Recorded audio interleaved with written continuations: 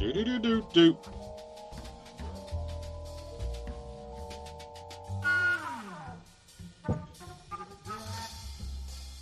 Is that Uncle Goody I hear? It is me. It's me. The D-O-double-G. Gutty. Yeah, whatever. It rhymes. Right, we're talking Clint Eastwood, right? You know it, man. I got one question for you. Do you feel lucky? Huh. Do you, punk? Do you, punk? I think that is one of the misquoted quotes from Clint Eastwood, because we always get it from the wrong film.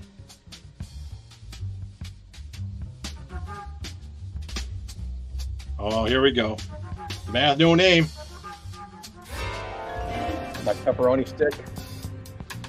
My cowboy drink out of a dirty glass. That's more because of my bachelor lifestyle. Oh, Switz. How are we doing tonight?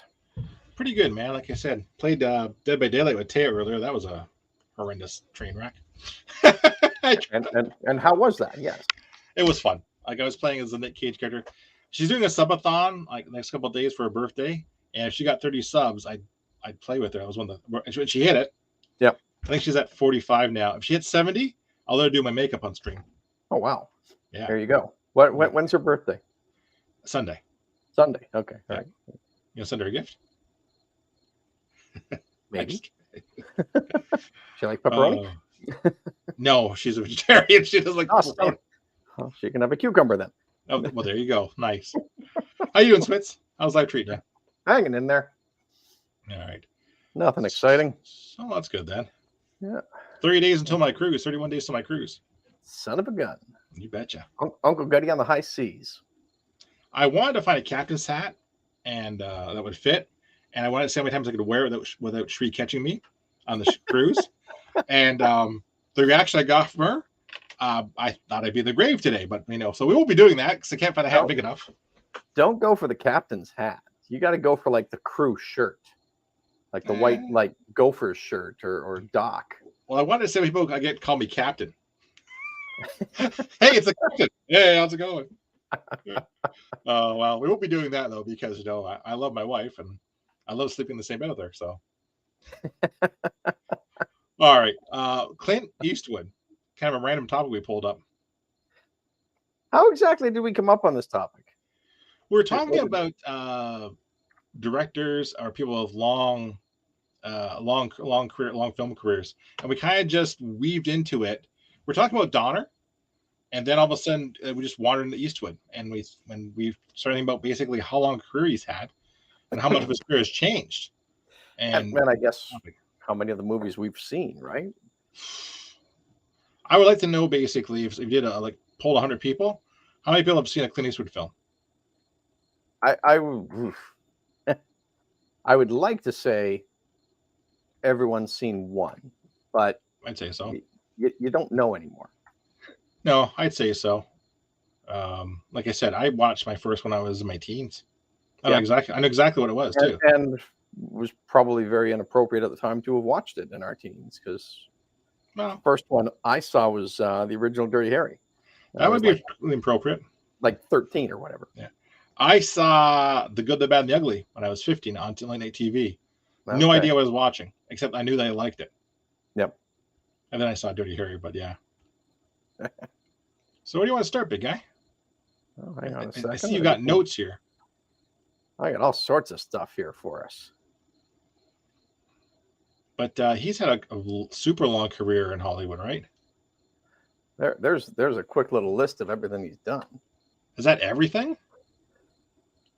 Not everything, but most things. I didn't put in a lot of the TV shows and things like that. Fair enough, yeah. So this is like the major films. Rawhide in there. Yeah. Like he's had a career that has spanned generations. Oh, exactly, yeah. Really, it has.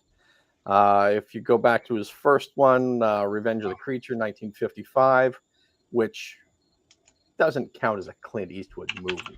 No, like he's getting his SAG card technically, if you ask me. Yeah.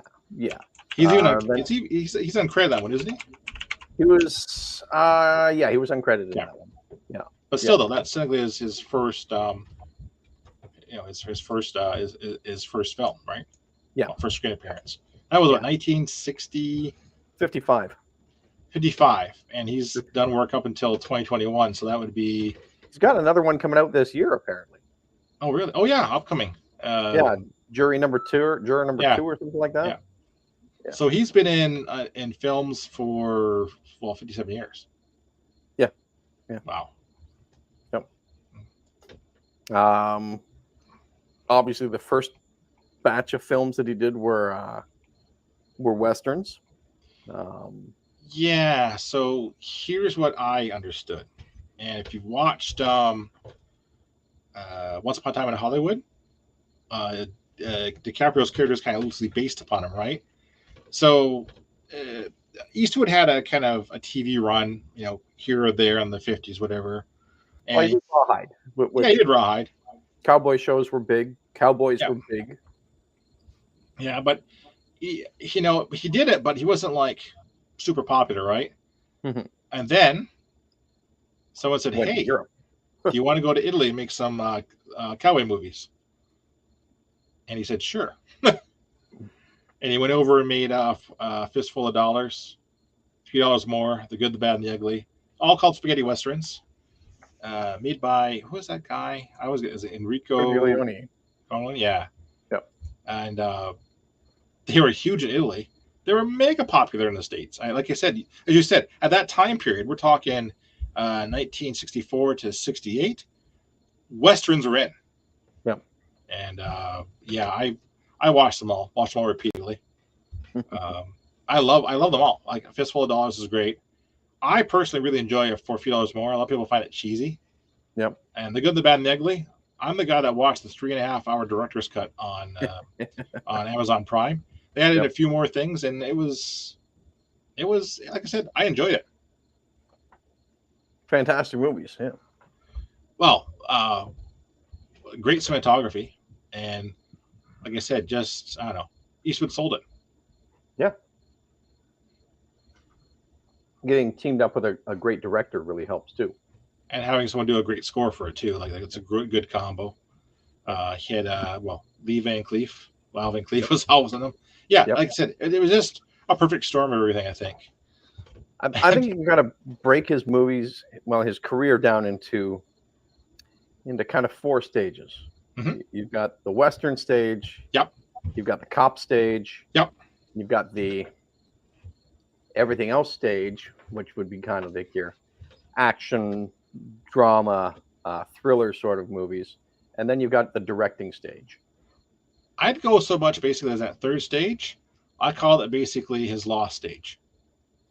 I wouldn't call it lost. There was when you get things like $1 Million Baby in that stage. Oh no, I don't consider that. I got that stage 4. Stage 3. He did more directing on that one, I guess, than acting. Yeah, but still, like stage 3 is like The Rookie, Pink Cadillac. Well, not so much like chronological stages. Yeah, but like genres. Yeah, I call them eras basically. Yeah. But once $1 Million Baby is a good point. That's me basically was Renaissance. He would revisit those past genres every few years. Oh, he knew what he was good at. It's like, okay, you know what? Let's make a cowboy movie again. Yeah. But like $1 Million Baby was basically the Renaissance of Clint Eastwood, in my opinion. No. I would. No. Because $1 Million Baby came out in 2004. Yeah. You had Unforgiven in 92. Oh, shoot. That's right, too. Yeah. Well, I'll argue that basically that Unforgiven was good, but $1 Million Baby really kind of brought him back, Well, he had also done Mystic River and stuff like that just before that, too. Yeah. It wasn't consistent. I hate to be harsh. I just thought it wasn't consistent, Yep. But do you want to talk? What do you want to talk about his eras? I would the way I kind of broke him down was like I've got like his comedy movies. Yes, absolutely. Yeah, Okay. yeah, yeah. Well, let's talk about his performances. So, Kelly's Hurls, personal favorite of mine.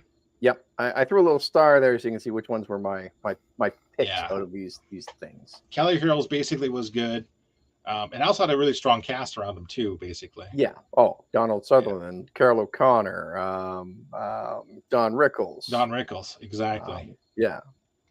Uh, the every which way you can, Telly any Savalas. which way loose. That Telly Savalas as well. Tyler Savalas is all in that one. Yeah. That every which way but loose, any which way you can were. I'm going to call them lightning in a bottle.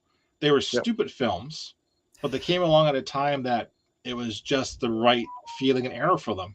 They grossed huge Oh, at the box office for their time. like a bare knuckle brawler with an orangutan and a stupid biker gang. It Yep. had comedy, action, and romance all in one. Yeah, I kind of classified them as comedies, even though you They could are. call them action movies, but Well, you they think were about played more for lightheartedness. well, yeah, think about it. You had other stuff around the time would have been like Hooper by Burt Reynolds. Yep. But these basically were golden comedies of Eastwood. So I think this one basically helped them, establish them. But you know what? I don't think anybody said, you know what? Clint Eastwood's a comedic actor. No. But he was good in these films. He can do some funny stuff, but Yeah. But you notice all those ones he only acted in them. Exactly. What do you think of Pink Cadillac? It was a little uneven, and I think it was trying to catch the any which way you can, every which way you loose vibe, but it failed a little bit. 100%. It was a little forced, but again, he didn't direct it. So by that stage in his career, I wonder if actors who become directors become a little more difficult to direct for other directors. I don't know. I would have to say yes, because Tom Cruise, classic example. Well, that's a bad example because he's not a director, right? Mm-hmm. But he acts like his director. Mm-hmm. I'd say basically there is some, because if you're directing an actor who's got directing experience, they're going to have an opinion about how things should be shot, I think, and all that and flow. Yeah, but I think just Pete and Cadillac was just basically not a good script. Period. No. Yeah. I mean, and Bernadette Peters was kind of fun in it, but I want to ask him because he made Tightrope, City Heat, Pink Cadillac, and Hunter Ridge all around the same time period, which are not great films. Mm-hmm. They paid the checks. I wonder, did you have money to pay or what? Like, I love to ask him is why'd you choose these films? Don't forget, he was also mayor of Carmel, California at the time, right? Well, that's true. So maybe you just take whatever's offered to you to keep yourself in the business, but you couldn't devote your full attention to it because you are actually mayor of a California town. Very true. I can imagine that too. Yeah. How many kids got a good comment? Actor also directs like how a doctor is a patient. Absolutely. Yeah. I would not want to direct an actor who has directed stuff because I don't know. I think we should do it this way. Yeah. Absolutely. I agree. We should do it that way. Now, after Pink Cadillac, he kind of left comedies behind, which I have no problem with. Yeah. Oh, yeah. Because he's not a comedic actor, but he does well. Like Kelly's Heroes, those three films, those are perfect Eastwood films. So he's kind of playing a half straight man. Yeah, he wasn't a comedic character in them. There was comedy going on around him. Exactly. Yeah. I mean, you could also kind of argue Space Cowboys being a little bit in that comedy line as well. Same with The Rookie. I watched Rookie several times. Rookie was just played to be just a balls to the wall action movie, though. They tried to be some comedy, but kind of failed a bit. Even Bronco Billy. Yeah. Oh, you know what? Yeah. All buddy cop movies have comedy in them. Yeah. City Heat. Yep. Yeah. But no, you're right. These are intentionally comedies. Yeah. Good choice, man. Good choice. Yep. Then if we look at his a part of his career that a lot of people forget about is his musical career. Oh yeah. And he's very musical. I did not realize that he directed Jersey Boys. Are you serious? I did not. Yes. That's very. I don't know about that either. Yep. Honky Tonk Man. He did with one of his sons. Okay, I remember that one. Did he? Uh, but it Scott wasn't Eastwood. Scott Eastwood that was in it. But dumped. Sorry, Yummy Cakes. No, That's interesting though. the son that was in that one was. I'm just looking it up right now. I want to say it was Kyle, Kyle Eastwood. maybe. Hang on a second. Yeah, it was Kyle Eastwood. Yeah. Yep. You know what's funny though is Honky Tonk Man. Yep. That's like his 12th picture he's directed. Yeah. Yep. I thought that'd be one of his earlier ones, but he writes a lot of music. Like he he does. wrote the music for Gran Torino, I believe. I think he did. Yeah. Springsteen performed it. Yep. So I don't know how much they collaborated. If he wrote it with Springsteen in mind, or if he just wrote it for whoever was going to sing it, and just decided, hey, you know what? The way I've written this song, it would do well with Bruce Springsteen. I don't know, but worked well. And again, Jersey Boys seems to be like a really strange choice to get him direct, eh? Yep. Like, well, it could be he's a fan. No, and could be. And maybe latched onto it. I don't know. Well, most directors do go out and get their own scripts, right? They usually go out and find up the projects. Yeah, Honky Tonk Man, good choice. I put a star beside that one. Mm-hmm. There's just something magical about that one. Like it's not going to be a box office great Oscar film, but it's a good film and a lot of heart. I appreciate that one. Yep. Well, he was the character. Spoiler alert, everyone! This is a movie from 1982, so if you haven't watched it, don't say we didn't warn you. The character's dying of tuberculosis throughout the entire film, and is struggling to make that one hit song to hit it big, and his son is like kind of encouraging him and trying to push him through it. And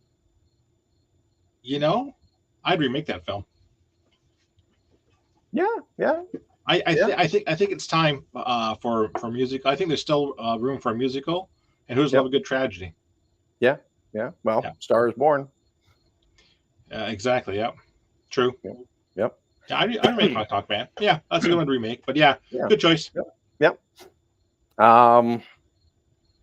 Let's jump to his thriller era. Thriller films. Yeah. That Play Misty for me was strange. Like that one was written for him to direct, I think, because that was his first film that he directed.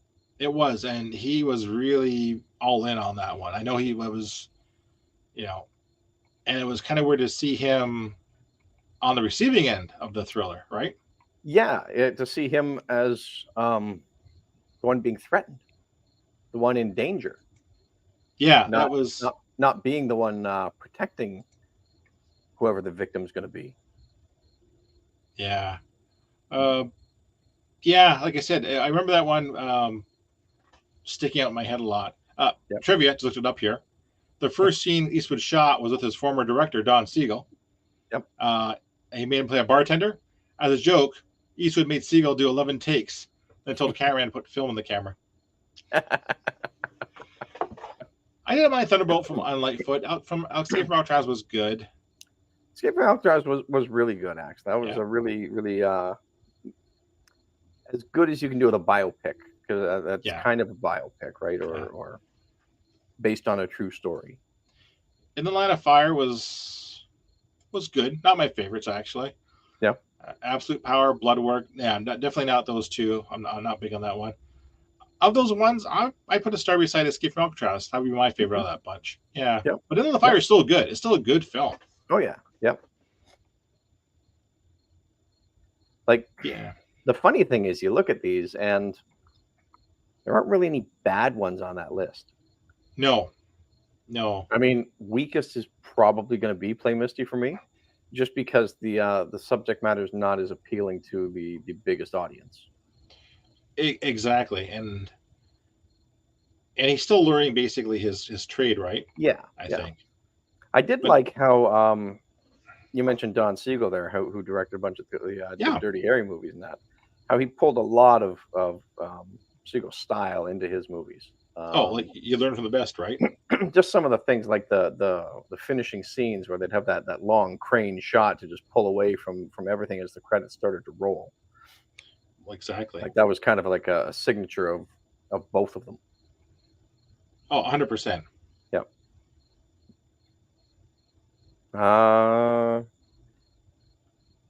Speaking of Don Siegel, let's jump to the cop era. Oh God, he defined the cop era. he defined the renegade cop. Yeah. I saw Tightrope at the drive-in when I was 12. Oh wow. Yeah, wow, I was right, man. Yep. And The Rookie is one of mine and Shree's favorite films. Yep. As a joke, we used to watch that a lot when we were dating. Yep. City Heat could have been in the comedy section as well. It was. I'm gonna go on a limb here. I'm gonna say, shoot me if you want. Eastwood was miscast that, or Burt Reynolds was not the good partner. Burt Reynolds got hurt very early on in the film, and got hooked on booze and painkillers from this film, apparently. So I don't know if that was going on through the filming, but there were scenes like the fight at the very end in the cat house. Yep. Where he's got the big bad wolf mask on. Yes. That was a stuntman because obviously, Reynolds couldn't do it. Yeah. He was hurt enough or incapacitated enough that he couldn't do those scenes. So they had a stuntman do it with the mask on. But yeah, they were two of the biggest box office draws of that time, like right around those 80s. But they didn't jive well together. Yeah, you're right. They were the biggest box office draws, but yeah. Well, because Reynolds had just come off of the Bandit movies and Cannonball Run movies and Sharky's Machine and stuff. Was it City Heat? Yeah. Trivia fact: Eastwood would only do it if he was paid more than Reynolds and had top billing. Yeah. I watched it again the other night. Sorely underused in that movie. Madeline Kahn, who I absolutely love. Yeah, I was going to say I think someone just had a script throw two guys in it, saying, "Let's see if we make some money." Like Tom Cruise is a box office draw. You throw him in, you're going to assume you're going to make $20 million. We'll see what happens. Well, yeah. Right? Yeah. I want to say they were both under contract to Warner Brothers at the time, and that might have been part of it as well. You're right, and they both got fired from that contract in that movie. So 25 years, and they got fired from that movie. Burt Reynolds pushed some guy in the water tank, the director or a stuntman. So that is. But the Dirty Harry films, oh my God, iconic. The bad cop, the mean cop, the tough cop, the no rules cop. The cop that broke the rules but got the job done. The cop that he was the cop you wanted, like fighting for you. Well, exactly. But you didn't want to go up against him. No, and it's funny you that line go ahead and make my day. People think it's from Dirty Harry. No, it's Sudden Impact. Sudden Impact is what it's from. Yeah. Because in Dirty Harry, he asked you to feel lucky, punk. Yeah. Fun fact: during my the first time he does that was just brilliant, because spoiler alert, folks, he's got the guy down there on the ground, and he's the whole scene basically is, I know what you're thinking. Did he fire 6 shots or only 5? You got to ask yourself one question: do you feel lucky? It's a good scene. And so the guy says at the end when he gives up, I don't feel lucky. Okay, I got to know. Yeah. So he just draws the gun and shoots it. Yeah, it was empty. Because Eastwood goes, in all the excitement, I forgot if I fired 5 or 6 shots. Yep. That's not the real question, though. Yeah. I was on the Warner Bros. Backlot last November where they shot that scene. Oh, okay. Yep. And I saw on the YouTube, the city of San Francisco used that shot as basically for one of their tour books. It's not for San Francisco. So, Sudden Impact. The opening was the best part of that film, that Dirty Harry film. Yeah. Well, if you look at some of those movies, Gauntlet and Sudden Impact, and not Tightrope. The ones where he played with Sandra Locke were Well, yeah. a little. They weren't as good as the other ones. No. I don't want to say it was because he felt forced to put his girlfriend in there or not, but it might have been. I agree too. Plus, how many times can you go back to Dirty Harry? Like the Deadpool. Deadpool, I really enjoyed, actually. I still enjoy it. It's like it's a product of its time. It's got Jim Carrey in it. Yep. Liam Neeson. Liam Neeson, yeah. Yep. But yeah, like I said, this is his cop era. Yep. And look from 83 to 90, he did in 7 years he did 5 cop movies. What does that tell you? Yeah. You know. Yep. What was the I can't think of any other cop movies lately. In the more recent years? Without Bruce Willis in them and being direct to video. I think a lot of prisoner movies, but not cop movies. Yeah. I think that's because cops have fallen out of favor in the public eye. Yeah. No one wants a hero cop. We'll take crooked cops, but not hero cops. Yep. So we'll get stuff like The Equalizer. Yeah. Equalizer 3 coming out with a little Denzel Washington coming out. Do we need another cop movie to raise the image of the police? Or do we just need police to be better themselves? Yeah, that's what's going to be basically. Or would both be acceptable? Like I said, police. It's one of those things. No one's gonna make a movie anytime soon. I don't think. Yeah. Yep. TV shows, sure, they were good as TV shows, but not movies. I don't think. Yeah. Yeah. Well, yeah, because now we're more involved with procedurals, right? So exactly, it's less the police action, more the investigation and all that, right? Exactly. Yep. All right. here, buddy. We've done action. We've done comedy. Done cops. We don't actions. This is weird. I remember Firefox. Firefox was so hyped up, and it was such a disappointment when I saw that. Yep. Space Cowboys, great product for its time in 2000. Everybody likes seeing old stars come back. It was perfect. Yep. And Heartbreak Ridge, yeah, I'm a fan of Heartbreak Ridge. I enjoyed Heartbreak Ridge. It was a bit cheese, but it was Eastwood cheese that I liked. You need some of that cheese, and you know what? I'm going to say Heartbreak Ridge takes a lot of aspects from prior Eastwood movies, like Every Which Way But Loose, the bare knuckle brawler, the cops and all that, and rolls it into the character in that one. Yep. Yeah, top notch. Again, Firefox, man, I look at it so disappointed because it looks like it's supposed to be a good sci-fi action. Just he's got Tiger Sanction was interesting. Oh yeah, that one. That one's a very underseen movie. I was gonna say I wasn't even aware of it. George Kennedy in it. I can't remember who else, but he was basically hired to perform a hit basically. But they had to climb the Eiger, which is this mountain someplace where it's a very difficult mountain to climb, and he had tried to climb it before or something like that, to figure out who on the team was the hired assassin that was hired to assassinate their boss, and he had to eliminate them. Yeah. Okay. Yeah. Sounds good on paper, anyways. Yeah. And War Eagles Dare, that's a war movie, right?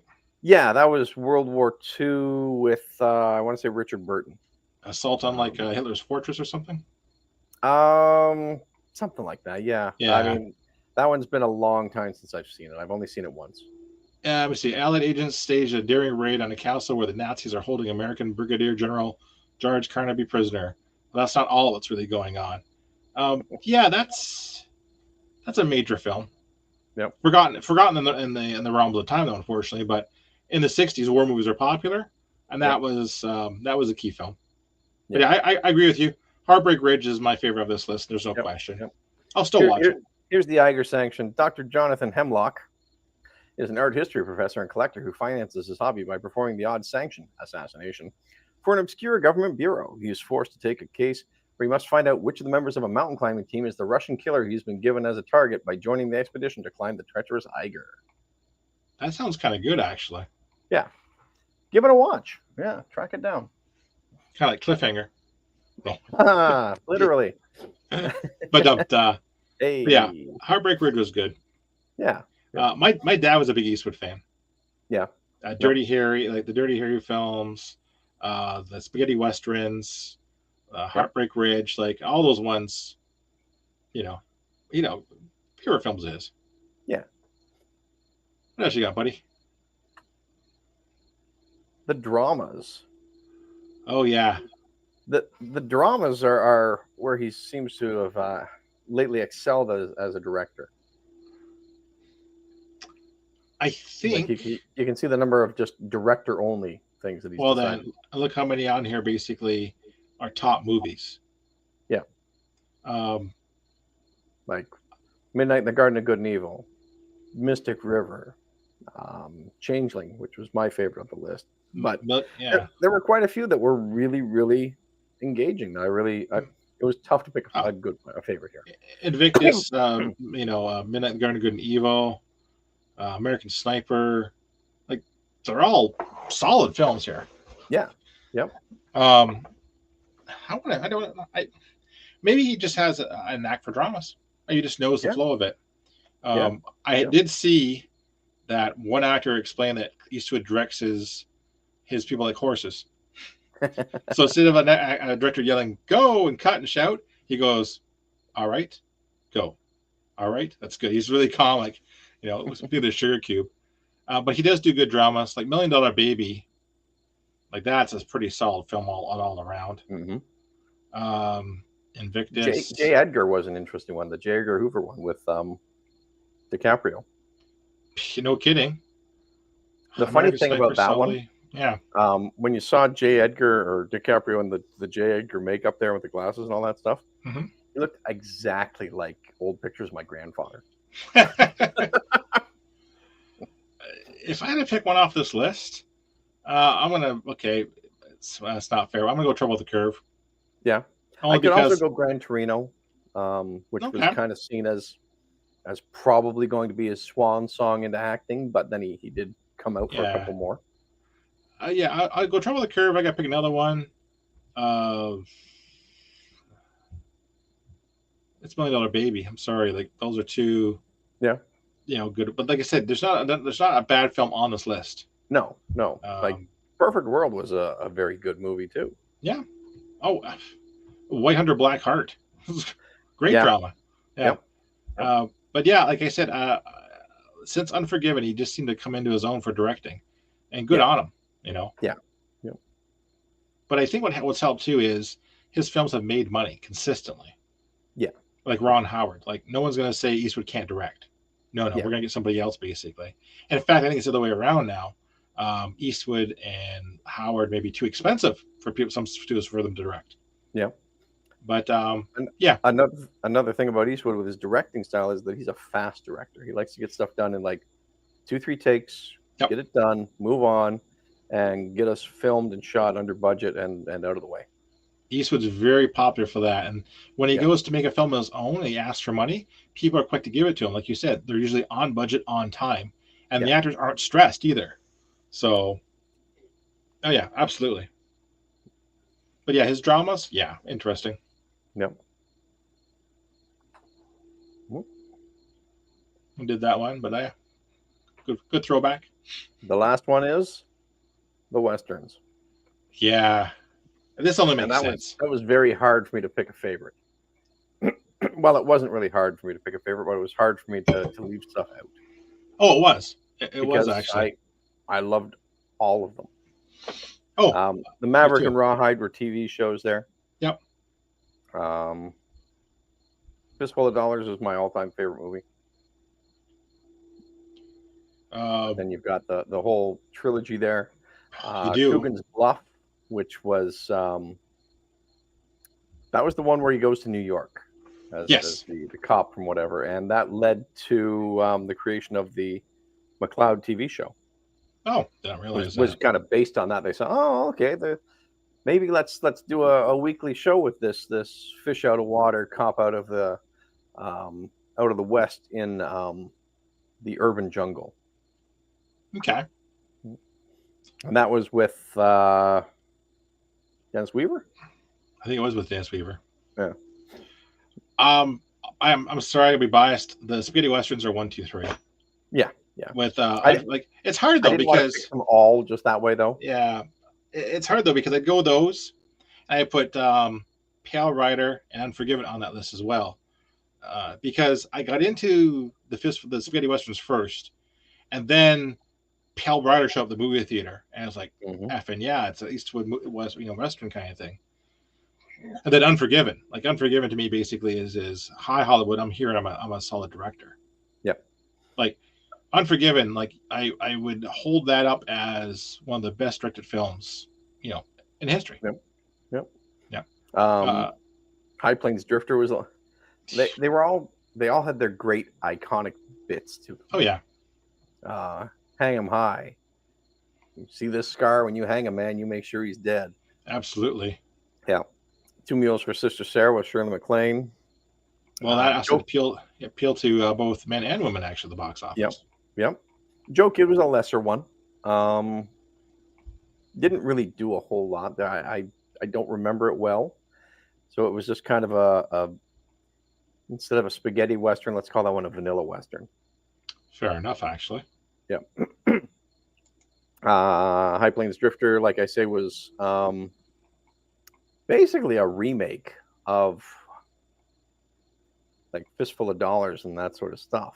Yeah, it was, but he came in with no name or whatever. But some of the cool stuff, like he promised to help the town that it's implied that that's the town that kind of left him to die or whatever, and he could be a ghost or he could be a spirit. Who knows what he is really? But he basically had them doing everything that he wanted them to do, so that he would protect them. One of the best parts, or my favorite parts, was okay. We're going to paint everything red, and he's going to paint the town red and call it hell, so that when the bad guys come into town, they know what they're getting into. And that was just style, just cool. It was. Outlaw Josie Wales.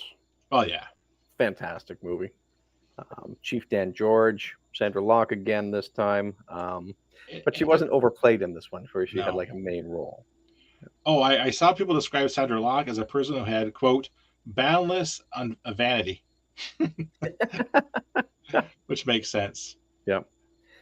Bronco Billy, not so much a western, but a really fun movie. There were horses in it, so it counts as a western. Yeah, and that one is a really weird film, because I do enjoy it. It was a passion project, I'd say. It was a lot, and like I said, a lot of people that were in that film. Scatman Crothers, so it was one of his second favorite roles of all time. Yep. Eastwood liked it too, basically. And the best part, I guess, was the biographer Richard Schnicknell had argued that the character of Bronco Billy is his most self-central work. Okay. So if you want to see Eastwood, that would be Hood. That's why I think I like it, because it's more the most Eastwood you're going to see on the screen as a real guy kind of thing. Even though it did gross 4 to 5 times its budget, it was not considered. Eastwood just wasn't happy with it. Yeah. But hey, he did bring it in 4 weeks ahead of schedule. So, like I said, I like that one, but it's not one I'm going to go and grab off the shelf saying I feel the mood to watch Bronco Billy. You know what I mean? I think I'm going to watch it this weekend because I haven't seen it in 100 years. So I think I will too. I think it's time. Yep. It's funny. It's cute. Yep. And it's a once in a while treat. Heartwarming. It is. I would say. And I just watched the Spaghetti Westerns not too long ago, so I'm good for now. Yep. But Pale Rider. One of my favorite stories about Pale Rider. I remember reading in 1984 in the newspaper that they shot Pale Rider out in Alberta. Okay. And for the low price of, I think it was like $20,000, you could buy the town, because they had finished filming, and the town was basically those Western constructs, the building fronts thrown up in front of nothing. The supports behind them and whatever. Not really a town, but they were done with it. And it was like, you Yep. know what? We want to sell the land. We don't want to demolish this. We want to make it someone else's problem. You can buy the land from us. You can buy the town. Well, they did the same thing with Hunger Games, where they shot basically in the first film, District 12. That was basically an abandoned mine town you could buy after they're all done filming at it. Hey, make money, why not? Also, interesting fact about Pale Rider, top grossing Western of the 80s. Go figure. Yeah. Yep. And that was the first Western you had in quite a while. Yes.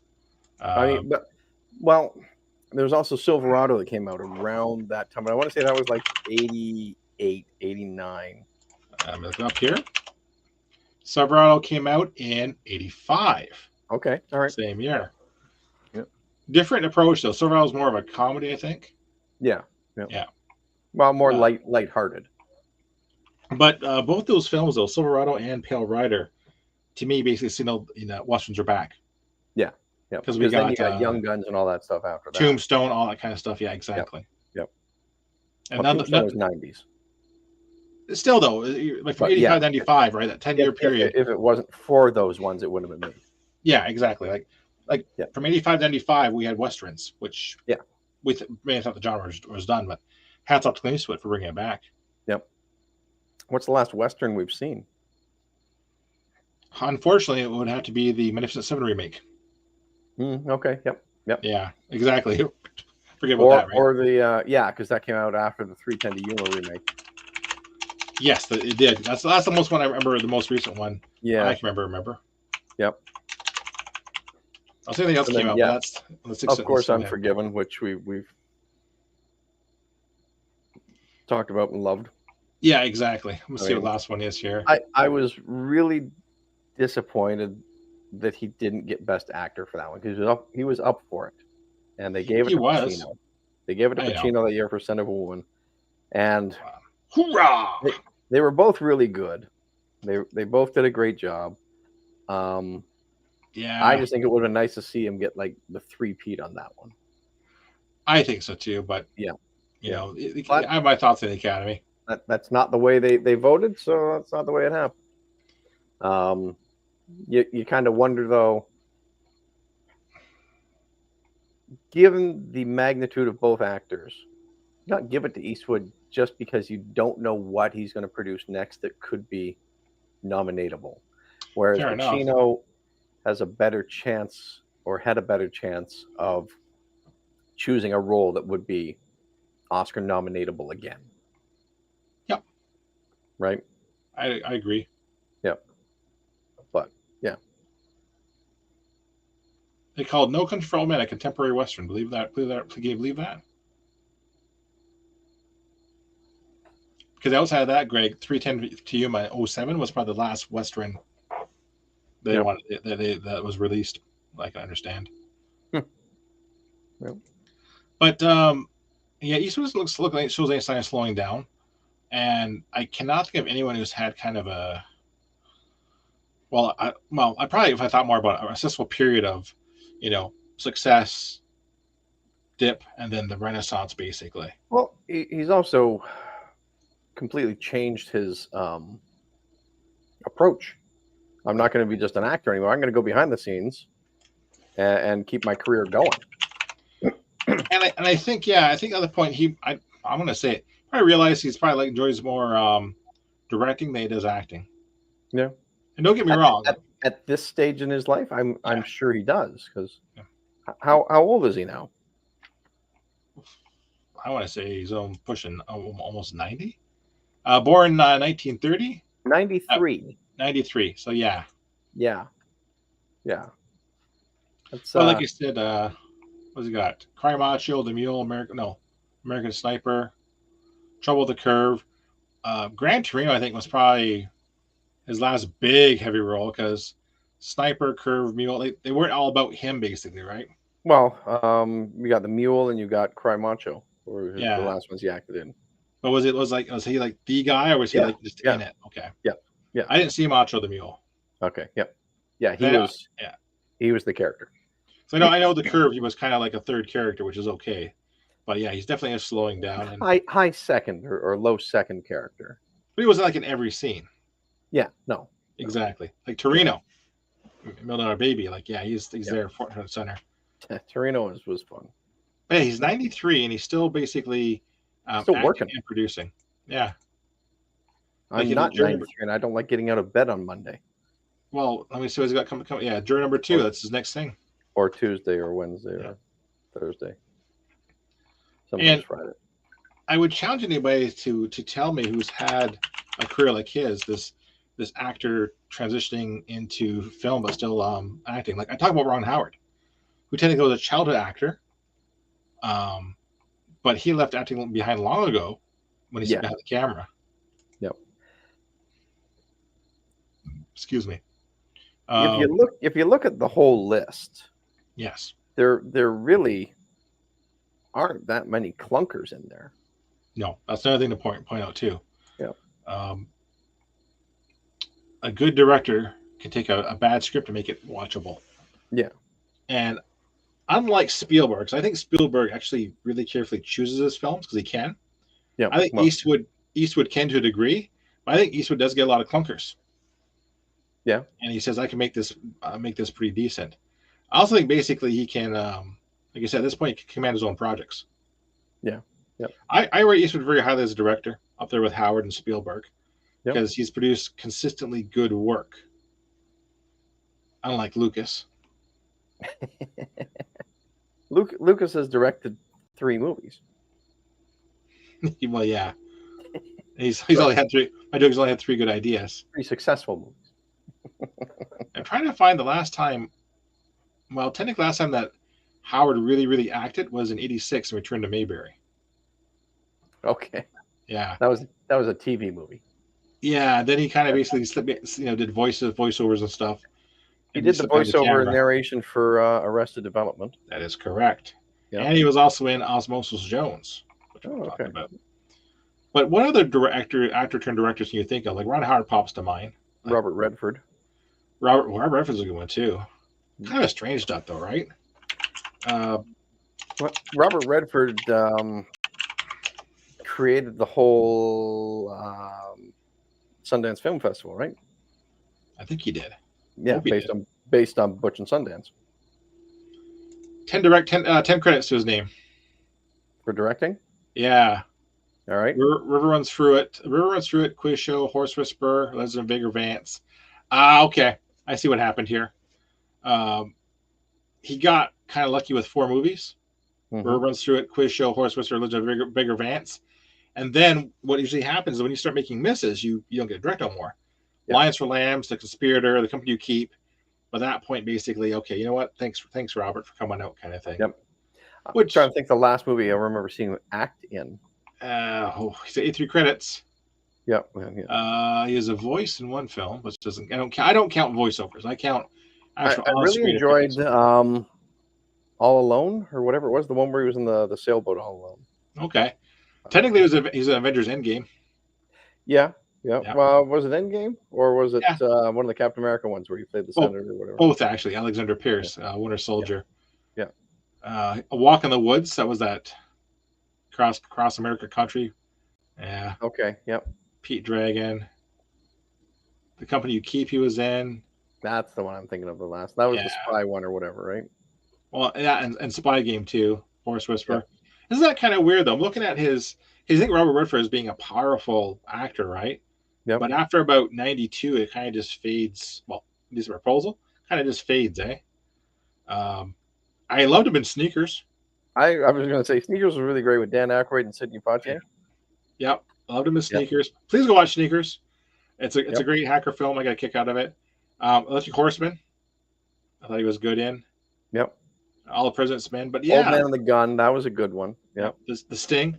Isn't that kind of funny? Sting was fantastic. I love the Sting. Sting and Natural. All Is Lost was the one where he was on the boat. Okay. That was a very good movie.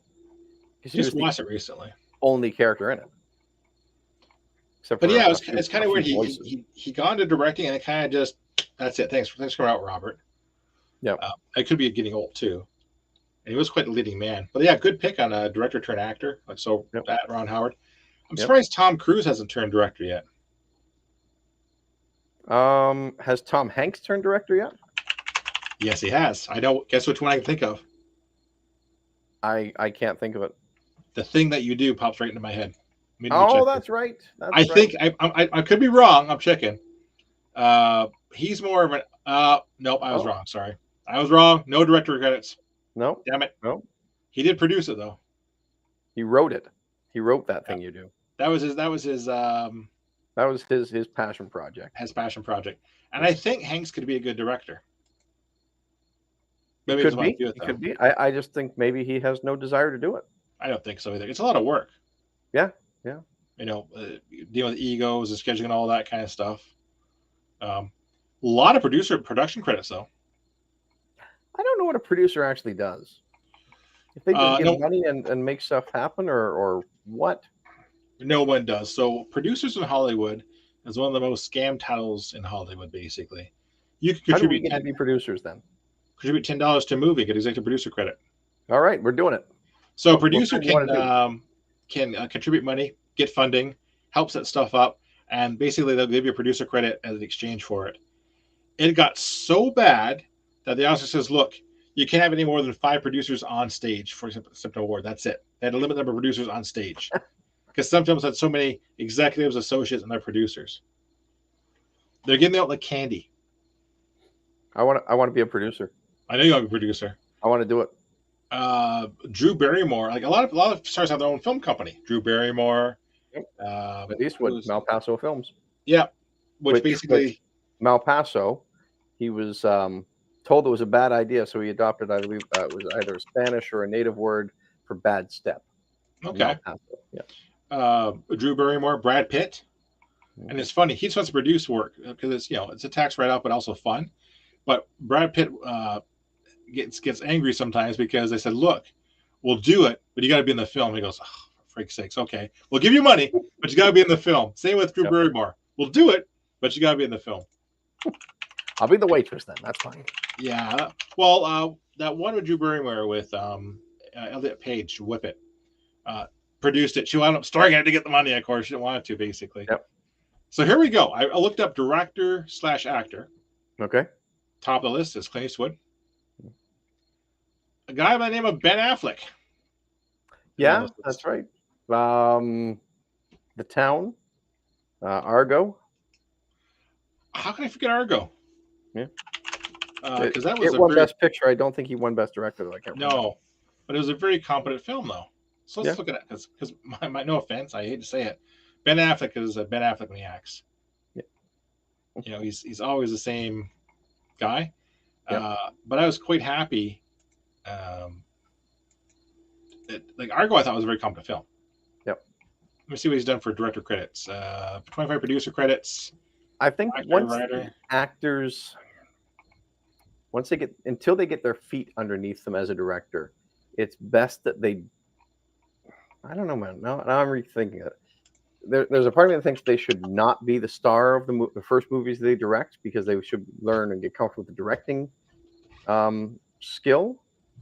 But then maybe they should just be the star because they know how they want to direct it themselves, and they would just know that intrinsically and be able to.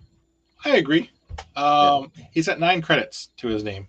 Okay. The first one was a short called "I Killed My Lesbian Wife, Hung on a Meat Hook, and Now." No. Yeah. Gone Baby Gone, which wasn't too bad. The Town, that you picked up on. Yep. Argo. Live Gone by Baby Night. Gone had Casey Affleck in it too. Yep. So Live by Night, which I didn't see, and of course the latest bomb, Air. Yeah. Which was not well received. Yep. There's some ones I don't really count, like John Farvo is on this list. Yeah. He was an actor, but he was an actor. Yeah, absolutely. I don't put him in the echelon of an Eastwood or a Redford or even an Affleck. That's my thing, basically, right? But I consider Farvo a very competent director. Yep. Yeah. Another guy that popped up on the list, Kevin Costner. What did he direct? Costner. He has 5 directed. He directed Dances with Wolves. Correct. Did he direct Wyatt Earp? I think he did. No, he did not. No. Did he direct Waterworld? He did not that one either. No. Did he direct For the love of the game. He did not. Okay, well. The Postman and Open Range. Okay. Yeah. And he's got something called Horizon, American Saga coming up. You think he would have directed the way he talks about it, right? Yeah. Again, though, I'm trying to find actors and that had like basically a good mix. Because on this list, Robert Redford, Rob Reiner. Yeah. I want to talk about that pedophile Woody Allen, but he's on this list. Yeah. Again, I wouldn't consider Rob Reiner a acting tour de force. No. I mean, he was funny as Meathead in All in the Family, but true. Yeah. What about Warren Beatty? Yeah. He directed quite a few films, actually. Looking up right now as we speak here. Yep. What's the Toast of Hollywood? Yep. He has, let's see here, it says 7 director credits to his name. Okay. They are, well, 2 of them don't count. Well, 3 of them don't count because they're all the same one. That's Dick Tracy Special, Tracy Special, Tracy Zooms In. I was going to say he directed Dick Tracy, yeah. You know why he keeps doing that? As long as he keeps making things about Dick Tracy, he gets to keep license in perpetuity. Oh, there you go. So that's why he keeps doing it, just to spite Disney. Yep. Or it owns it. So that leaves basically 4 films. 3 I recognize, 1 I don't. Okay. The one I don't is Rules Don't Apply. Don't know it. Okay. Exactly. First one he directed, Heaven Can Wait. Okay. Yep. Next one, which is amazing, Reds. Yes. Yep. Very strong film. And then Bulworth. Again, Bulworth, yes. Dick Tracy and Bulworth is when he kind of fell off. So you know what? Thanks for coming out. Have a nice day, kind of thing. Yeah, maybe you should not try directing anymore. See ya. You know who's another one on this list that might be surprising you, we forget about? Man by called the name of Danny DeVito. Really? You know what? I keep forgetting that DeVito has directed quite a few things. Let me see here. He has 23 credits to his name. Holy cow. Yep. Did he direct Matilda? I'm looking up right now, and yes, he did. He's got a couple of TV credits on here. Amazing Stories, Mary, Ratings Game, Likely Stories. I gotta say, he probably started directing with like some Taxi episodes or something like 3 episodes of Taxi, plus 2 shorts before that, so that's where he got it. Yeah. So his films start basically in 87. A little something called Throw Mom Off the Train. Yep. Also directed War of the Roses, which I thought was a very competent film. Yep. Did Hoffa and starred in Hoffa. That's right. I forgot that he did that one. Yeah. Matilda. Get this. I never would have guessed this in a million years. He did Death to Smoochie. Wow. One of my favorite films. Yep. Yep. And then after that, basically, kind of just. Now it's funny that we say these things because, like, he wasn't in Death to Smoochie. No, he was not. But would you? He's not one of these directors that has a style that you could pick out and say that's a Danny DeVito film. Oh no, absolutely not. Absolutely not. And that's where I find a lot of these directors blend together. And I don't know who's who. I couldn't pick somebody's film out from another person's film a lot of the times. I couldn't either. I got another one that's kind of up in the air. What about Mr. Kenneth Branagh? Yes. He's a very good director.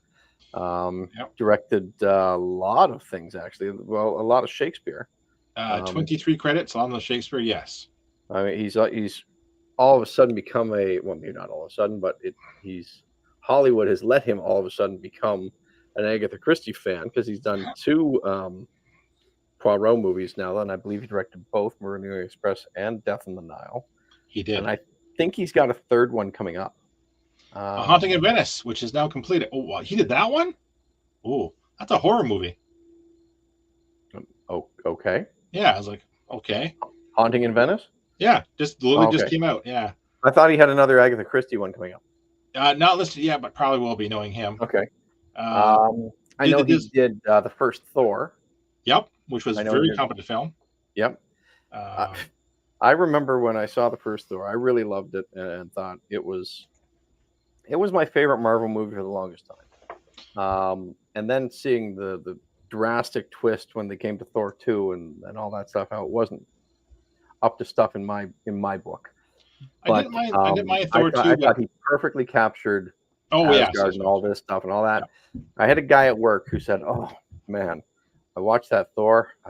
When they were in Asgard, it was just too bright. I didn't like it. It was too like, yes, the shining jewel of the nine realms was purposely made to be bright. Exactly. And yeah, And Thor was good. sorry, you also have to thank Kenneth Branagh for Loki, because he worked with Tom Hiddleston on the Wallander TV show, and He that's did. where he got him from, basically. Yeah. Yeah, I thought Thor was very confident, and like I Mhm. said, fit well in that first early stuff. But you're right. I'm having a hard time picking out someone who's got like a good. Did he direct? Was it, wasn't Dead Calm? Or was it Dead Ringers? No, he didn't actually. It's not on here. No. What was it? Dead Ringers he was in, or He was in it, I think. I'll look it up here. Ryan Gosling has director credit. I don't know why, but let me see here. Oppenheimer, Death of the Nile, Tenet. He's been in a lot of stuff. Dunkirk. this was like 88ish. Yeah, I'll go back to that. He's been in like 70 some odd credits to his name, mostly Shakespeare stuff. Dead Again in '91. Dead Again, that's what it was. Did he direct it? No, he did not direct that one. All right. That was directed by Scratch that. He did direct it. I thought so. I didn't come up with my list though. Sorry about that, buddy. Okay, no worries. He's a weird duck though, because I think he should get more work. He's very competent. Like his Cinderella for Disney was great. I think he would have done a decent job directing, because he didn't direct in the Harry Potter movies. He just starred in the one. He did. The guy with the thing on his head or whatever it was. He was Gilderoy Lockhart. Yep. Hmm. He was in the second one, Chamber of Secrets. Second Second one, yeah. I think he would have had a decent run trying to direct some of those. I think so too. I'll look at other ones on the list here that I won't count. Bradley Cooper's on the list. Sofia Coppola. Well, I don't think Cooper's directed enough. Acting career is very limited, right? And I think Cooper. I'm looking at Cooper. I think his director career is very limited too, right? Yeah. I think he's only directed the one. Well, maybe two. I'll look it up here real quick. So a lot of people, they say, okay, I'm looking for this, a body of work. He's got 4. Okay. Yep. And that doesn't really count. A Star Is Born and Lady Gaga music video. Yeah. So no. So Clooney's on the list too, but again, I don't know how much Clooney's actually done. I'm gonna look it up real quick. Did he direct Monument Men? I bet you he did. I'll say something really bold. I prefer Clooney as a director than I do as an actor. I think we prefer more as a director than we do as a Batman. Even he just says that. He's got 12. Okay. Let me see here. Monument Men is on here. Confessions of a Dangerous Mind, obviously. Intolerable Cruelty? Not on this list. Oh, okay. Leatherheads, Good Night and Good Luck. Suburbicon, TV miniseries Catch 22, Midnight Sky, Tender Bar. March? Yep. That's his. Yep. He's got 2 more in the pipe there. So again, not a huge. But he's choosing good role or good films. He is. Except for maybe like Leatherheads and stuff like that. But that could be a passing project. I think those were because he starred in Leatherheads too. Yeah. So like I said, I'm not seeing too much here that I can actually, like you said, really land. I'm looking for older actors like Denzel Washington. I guess 12 is good. Denzel's got 5. No. But even that is like Antoine Fisher, Great Debaters, Fences, and like nothing major kind of thing. So, like I said, I think Eastwood is very, very unique as a guy who's had a long movie career and a long acting career, and of quality, of quality and all that too. Yep. Like Marlon Brando's on the list, Charlie Chaplin, but Charlie Chaplin's on. We're going to go down that path. Charlie Chaplin, I think is deserving. That's for sure. I'd put Buster Keaton on that list. Yeah. Because he did all, he did all his own friggin' stunts. Yeah. And actually, Charlie Chaplin, I gotta agree, because Chaplin, you can joke about his silent film era, but those films had to be directed, had to be shot in a certain way, and he was very keen on that one. Yeah. What about Jackie Chan?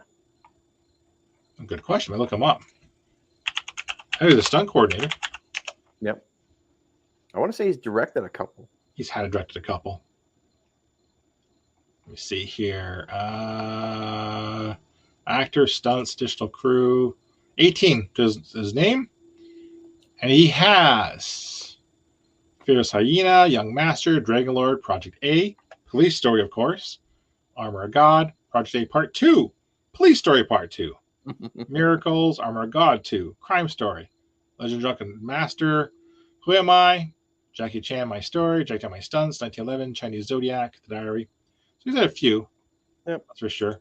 But Angela Jolie, Greta, yeah, you're right. I cannot find anyone on here who's really got a large body of work, apart from Redford, technically, and Costner have large that you bodies can of work. compare with Eastwood, yeah. Yeah, but like I said, you got people like Penny Marshall, great actress, but fantastic director. Yep. In my opinion, better. I think she's better behind the camera. Ron Howard, better behind the camera by far. Yep. And yeah, again, didn't have a huge, really a huge acting career. No. There is someone on this list I am looking forward to more work from, and that would be Mr. John Krasinski. Oh, okay. I thought you were going to say Cleese. No. He's only had 6 stuff. He's young, but he did basically the 2 Quiet Places. Yep. And they are quite good films, like decent film. Like talking a guy who come out of nowhere to just do this, like the guy to do it is great. Yep. He's done The Hollers and 3 episodes of The Office. I know he's only done those 2 so far, but I think I wouldn't mind seeing him more as director. Yep. And I also wouldn't mind seeing more from Jordan Peele. Yeah. Jordan Peele was one of the biggest surprises of directors coming out of left field. Yeah. Yeah. I would have wrote him off as a comedy act and said, "You can't direct." Like, now this guy. Let me switch genres completely, really, by doing like he came out of left sci-fi field. and horror and. Yeah, he was known for writing like jokes and like Mad TV and Kino and all that kind of stuff, right? And then all of a sudden, just comes flying out of left field with Get Out, Candyman, Nope, these horror. And you know what? Like I said, I don't like watching horror films. I'm a horror buff kind of thing. Yep. These aren't your stupid horror films. All these films have basically a clever twist you're not expecting, and you're like, wow, you're not going to be disappointed watching a Jordan Peele film. That's for sure. Now, how much of the enjoyment of the twist in a film do you chalk up to the director or to the writer, if they're different people? I chalk it up mostly to the writer. Is it more the writer or is it more the director? Does it take a good director to make that twist work? The writer needs to have that hook to do it. The director can sell it, basically. Yeah. It's hard to tell. Look at Sixth Sense, right? Yep. Chalamet wrote and directed that one, so that was easy. Us and Get Out, Peele directed and wrote that one, so the twist is there, and it's all him. I'm trying to think of basically there was actually a good twist where that wasn't the case. The problem is the writers don't get credit. No one says, "Oh my gosh, that was written by so and so. I got to see this film." Unless you're talking TV and you go to Twilight Zone, which every episode had a twist, and those writers did get credit for it. You knew, like, oh, it's a Matheson episode. Oh, it's a Sterling episode. Exactly. Or a Sterling episode. But in films, I think a film's a twist. No, I'm going to say it's the writer. Like Seven would be a good example. I'm going to look up who did that one. Yep. Whoever wrote that one wrote the twist. The director had to shoot that one, basically. Yep. So that was directed by David Fincher, written by Andrew Kevin Walker, basically. Who was Kevin Walker? He wrote Seven. Who wrote Usual Suspects? Because Singer directed it. I think he might have wrote it too. Usual Suspects. That's wrong. That's the wrong one. That's a good point, though. In '95, The Usual Suspects, directed by Bryan Singer, written by Christopher McQuarrie. Oh, okay. All right. Yeah. No, I think it's on the writer. Yep. Yeah, but the writers don't get nearly enough credit. No one remembers who wrote a script. Who wrote Usual Suspects there? Christopher McQuarrie. I could not name another Christopher McQuarrie film off the top of my head. I will tell you what he wrote. Usual Suspects. are looking them up. I am. Of course I Yeah. am. But Way off of the the top of your head, Yeah. you No, couldn't do it. I couldn't do it. Yeah. Way of the Gun, Valkyrie, The Tourist, Edge of Okay. Tomorrow. He's a big Tom Cruise guy. Mission Impossible Rogue Nation, The Mummy, Mission Impossible Fallout, Top Gun Maverick. All right. Yeah, the other thing too, though, is you got to be careful when they write them. There could be a team of writers working on it, right? Yeah. But yeah, Peele and his twist are that's Peele's signature, and a lot of them, like Shalman's, that's his signature, right? For all his word films and twists and all that. The writer has to set the hook. The director has to deliver on it. Yep. So a writer can write a good hook. The director can totally blow it. Yeah. Like you bring up The Usual Suspects. Think about that last 10 minutes where they're realizing, spoilers, who Kaiser Sose is, and the shots of the material and him walking to the car and all that.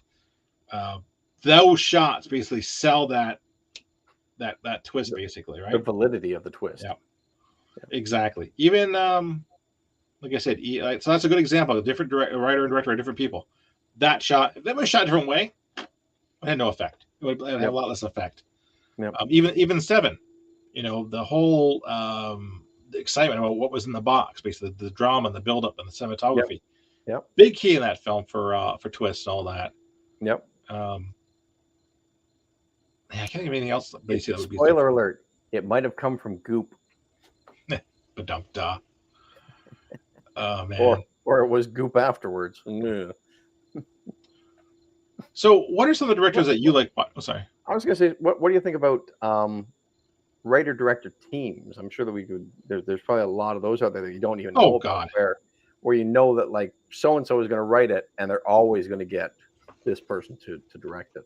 I look up right now because they were very common in the 80s, 70s. Yeah. And I think it's important because I think you're going to get a better film that way. The director knows what the writer's going to write, and the writer knows how the director's going to shoot it, kind of thing. The director knows what the writer wants it to look like. Yeah. So here's one that's not really fair. Joel and Ethan Coen. Coen brothers. Yep. To me, basically, they're both writers and directors, in my opinion. They're not separate people, kind of thing. It's just for whatever reason, probably tax purposes. You be the writer, and I'll be the director. Here's one. And the next time we'll switch. Yeah. Steven Spielberg and David Cope. So I guess Cope has written a lot of the screenplays and scripts for Spielberg. I've heard of one of those guys. I know, right? Right. But David Cope's done like Jurassic Park, Mission Impossible, Spider. And a sequel. He's the one that wrote the scripts. The man behind the power, basically. Okay. Yep. John Michael Hayes and Alfred Hitchcock. Yep. Did not know that. Oh, interesting. Peter Jackson. Yep. And Philippa Boyens or Fran Walsh. Because those two basically wrote the Lord of the Rings and King Kong and the Hobbit, basically, for Peter Jackson. Who's Peter Jackson's wife? I'll look that up, basically. Isn't that Fran Walsh? Or somebody? I think it's Fran Walsh. Yeah, his wife, Fran Walsh. Yeah. Yeah. Or partner or whatever you want to call her. Here's one. Christopher Nolan. Yep. And Jonathan Nolan. Yeah. Yeah. Martin Scorsese and Paul Schrader. Mm-hmm. Of course, obvious one. Edgar White and Simon Pegg. Yep. Oh my God. Last one. Tarantino and himself. Yeah. That's that's a really good point. And like some of them I didn't even know. Obviously Jackson and his wife. Danny Boyle and Alex Garland. Again, I couldn't tell you who Alex Garland is. Danny Boyle is director. Mm-hmm. The Wachowski sisters. That's technically one. But Scorsese and Schrader. Oh, here's an interesting combo. Jason Reitman and Diablo Cody. Oh, okay. Well, you look back to Harold Ramis even, and you'd have the writing combo of like him and Murray and all those National Lampoon guys. Oh, exactly. Aykroyd and all that. Oh, here's a dumb one. Wes Anderson, Owen Wilson. Really? Yeah. Owen Wilson wrote. Huh. Owen Wilson did write basically. Okay. I did not know that. I did not know that either, but Good, it's good for surprising. him. Yeah, but there seem to be like a lot of like writing director duos out there. Yeah. That aren't related. Aren't related basically. Yeah. I'd be the same way though. If Shri was a writer or a director and I was the same way, I'd want someone that would know and know me basically like that, right? Yep. And you wonder sometimes with these things, how much or how little. Hey, I'm writing this scene right now. I needed to do it this way when you direct it. Yeah, or else they know how it's going to turn out. Again, yeah, we've got the Coen brothers, the Russo brothers are all on this list. So yep. The Farrelly brothers as well. Yeah, Farley brothers, like they're all. Like I said, that's a really good discussion. Yep. So we talked about, like I said, I'm really sad that writers don't get more credit. Yeah. I wonder if I could get a writer and director onto our little show here, because I know that April Mullen with Wango Films there usually directs stuff written by Tim Dorian there. Who that's true, actually. They went to school together and they wrote all their stuff together, and he finishes and screenplays and writes and whatever, and she directs. Yeah. That's true, actually. Yeah. Because he just wrote. I want to say he wrote Simulant, and she directed there. Yeah, with Robbie Amell and Simu Liu and Jordana Brewster, I think was her name. I can't remember. And someone else who I can't remember. Okay. Oh, the guy from Avatar, Sam Worthington. Sam Worthington? Wow. Yeah, he was in it too. Yeah. That's a big one here. Yeah. Oh, I looked at one more quick. Jodie Foster's got 11 credits to her name for directing. Oh. Most of them are TV though. Yep. Lillian Tate, Home for the Holidays, The Beaver. But get this. Here are her TV directorial credits. Tales from the Dark Side. House of Cards, 1 episode. I think I directed the Tales from the Dark Side. Orange is the New Black, 2 episodes. Okay. Black Mirror episode, which I absolutely love, and Tales from the Loop. Which one did you do? Oh, Archangel. Ooh, that was a scary one. Okay, I was just kind of curious. Yep. But yeah, we have not. I don't think we're going to send Eastwood in our lifetime. No. I don't think. How do I put it politely? Studios aren't going to take a chance on a director, an actor turned director, and an actor doesn't want to risk their career on a bad movie. Yeah. Because 2 or 3 bad movies, 2 or 3 bad movies as a director or an actor, you're done in Hollywood. Yeah. You're not bankable. So why take that chance if you don't have to, basically? Yep. Interesting. Cruise has 1 director credit to his name. Yeah. What would that be? I do something recent. Oh, never mind. A TV show from '93. Oh, really? It's called Fallen Angels. What's it about here, basically? I do not know that TV show. Can't tell you was okay. Fallen Angels is an American neo-noir anthology television series that ran 93-95. That's all I can tell you. Oh, well, anthology shows are kind of easy to fall into. They are. I love anthology shows. I love anthology horror shows. You don't have to really get attached to a lot of stuff or worry about a lot of stuff. Well, think about it too, right? TV shows are a great way to cut your teeth on directing. Yeah. You are on the set most days, filming different episodes and stuff like that. You watch the director. Hey, studio, can I direct an episode? Let me give it a shot and see if I like it or not. I think that's where a lot of them get their teeth in. Like Jonathan Frakes. I was going to say Jonathan Frakes. Yeah. Yep. Who's directed some movies, but I think just Star Trek movies. Nope, he did Thunderbirds. Oh, okay. And I think it's called Time something too. I'll look it up real quick. Holy crap! Well, I saw 47 credits. A lot of it's TV though. Yeah. So here we go. It's TV. A lot of Star Trek, a lot of Next Generation, a lot of bunch of Voyager, a bunch of Picard, a bunch of Yeah. he's done one Strange New Worlds now. So eight generations, three Deep Space Nines, three Voyagers.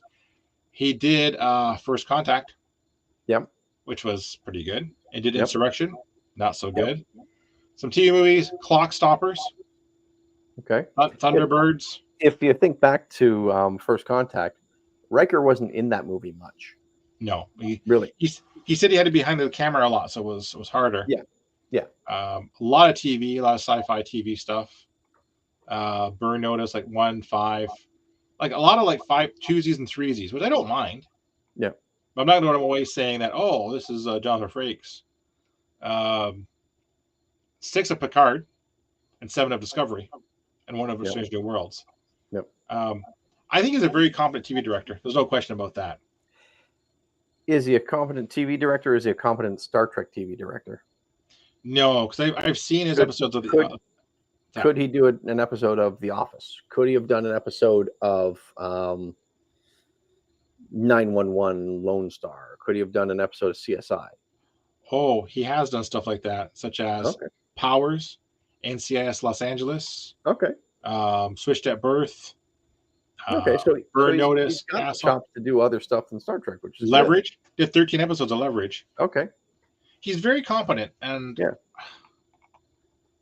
some people prefer TV to cinema. He does. He says it's less work. Yeah. What's not less work though is when he's got his friends on Picard pulling from the camera trying to direct them and all that. Yeah.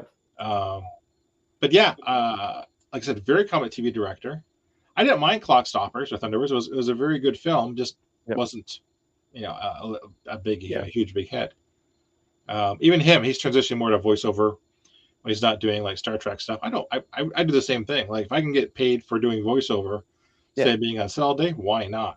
Yeah, I can do this in my underwear. I'm there. But a lot of the actors I do know get their first shot directing TV shows, and that's really the taste for. I know I wish I remember a couple of guys I heard, a couple people I've heard that did it and said, "Oh no way, there's no way I want to ever do that again. I want to try it," and I never did bother to do it again after that fact. But yeah, you're right. Directors do draw us to a movie, right? Because I do know if I see a certain director, I am more inclined to go see a film. Yep. Like, and sadly, we're less inclined because of the writer. No, because again, like you said, the writers don't get the credit. They're not the names. They're not on the billboard. No, they're usually buried. It's never like from the writer who did this. It's from the studio who did this, or the makers of X, or whatever. Sometimes you do get from the writer of, but they rarely mention the writer's name. Very rarely, yeah. Mm-hmm. Yeah. John Smith from John Smith, the writer of, whatever. Yeah, 100%. But like I said, Jordan Peele will get me to a theater. Jon Favreau, I know I'm going to get a very competent film from. Ben Affleck. I don't like him as much as an actor, but he does do very competent films. I know I'm in for a treat. Spielberg's mostly retired from directing, but I know always his films are. And Ron Howard. A Ron Howard film is not going to be a bad film. No. It'll be a watchable film. May not be a great film sometimes. It'll be not like I said. Yeah. I wonder who wrote this. Was that Zoe Kravitz? Did Zoe Kravitz write it? I'm gonna look it up because I think she did. This is like burned in my head. Let me see here. Written by Zoe Kravitz and E.T. Feigenbaum. Scheduled for upcoming release. Not yet, but yeah, Zoe Kravitz did write it, and she directed it. I don't know if she should be directing stuff, but hey, all the power to her. I think this might be the perfect way to break into the directing game with Pussy Island. You know what? If someone said we want you to direct basically a film about a sex orgy, and here's your budget, I probably would do it because it's a gig, right? Yep. You know, like we all say, "Oh no, I have my integrity. I can't do that." Well, if someone's waving money into your face, we have our integrity. We also have bills to pay.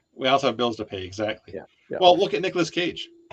Yeah. He'll be the first one to tell you that all those movies I made in the '90s, I have no regrets. Yeah, Look, some of them aren't great films, but they paid my $6 million debt I owed. same with Wesley Snipes. Oh my God, Wesley Snipes. Oh yeah, poor guy. He had turned out some stuff. Yep. Who else turned out some stuff? I Just uh, to pay I bills. did enjoy from Cage back in the '90s their Honeymoon in Vegas. I was talking about Nicolas Cage today on my stream. Oh yeah. Honeymoon in Vegas. Again, okay, we're talking like Eastwood, an amazing actor and director that kind of doesn't get credit we think he gets. Nicolas Cage is a complete underrated actor. Like when you look at his body of work, um, He's he's hot and cold. You well, either like it.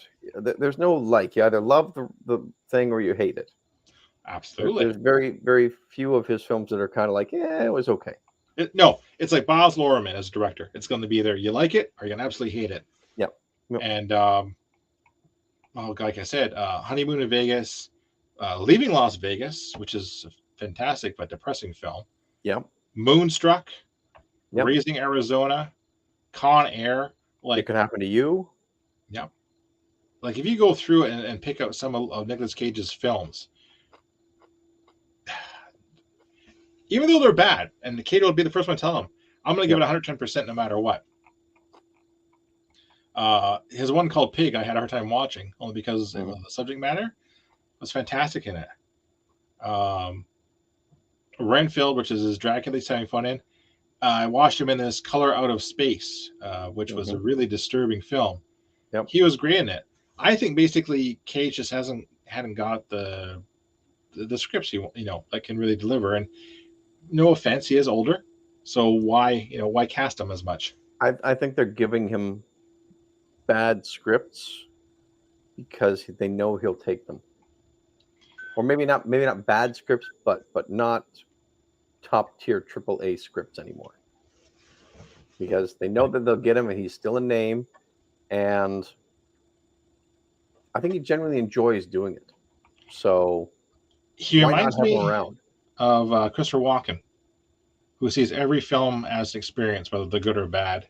Mm-hmm. And last couple of ones from him, Reinfeld, The Unbearable Weight of Massive Talent was great. It was a very niche film about him. Willy's Wonderland, I thought was a fantastic film. Spoilers. Yep. He plays a janitor he plays this silent drifter who breaks down. He has to clean up this haunted kids' Chuck E. Cheese place to pay for repairs in his car. And he does it. When amateurs come to life and start attacking him, he doesn't blink an eye and destroys them and goes right back to work. The whole premise was so bizarre, and he doesn't even say anything, but the way he delivers it, it's great Nick Cage. Yeah. And I wanted to wager everybody has a favorite Nick Cage film. Like if someone I say name your favorite Nick Cage film, someone's going to say A National Treasure, Con Air pops up, Gone in 60 Seconds, Welcome to the Rock. The Rock. Oh my God, yeah, he was an action hero in the '90s. Yeah. Sorcerer's Apprentice. We love it in the house. Sorcerer's Apprentice. Yeah. And he's made some clunkers like Knowing, Next, Ghost Rider, Wicker Man. Were Knowing and Next not the same movie? Kind of. Like actually, almost one was he could see in the future like so many seconds. The other one was basically the Earth was coming to an end because the aliens are coming to destroy it, and they say they're kids, whatever. So it was kind of close. No. Wind Talkers. He learned to play the mandolin for Captain Corleone's mandolin. No swear, no word of a lie. Yep. But yeah, he said he made a lot of stinkers, but he invested in real estate instead of stocks. So he thought real estate was untouchable. Bulletproof. Well, when it crashed, he owed $6 million. Oh. So he made that money back, and he is very proud of this day. He never went bankrupt, never asked for a loan. Yeah. No bailout for the Cage. Nope. Face Off. Like you said, Guarding. There's lots of good stuff here, but like I said, I just don't think. Like you said, you're right. He might just take anything that's given to him. Yeah. And hey, good for him. If it was because he just genuinely enjoys doing the task. He does. That's his career that he's chosen. Yep. Give him work. 116 credits to his career. He's got 6 upcoming Retirement Plan, Dream Scenario, The Acadian, Long Legs, Lords of War, and The Surfer, all in post production. So he's working. Yep. Pop quiz: would you rather have a long career or a short, notable career in Hollywood?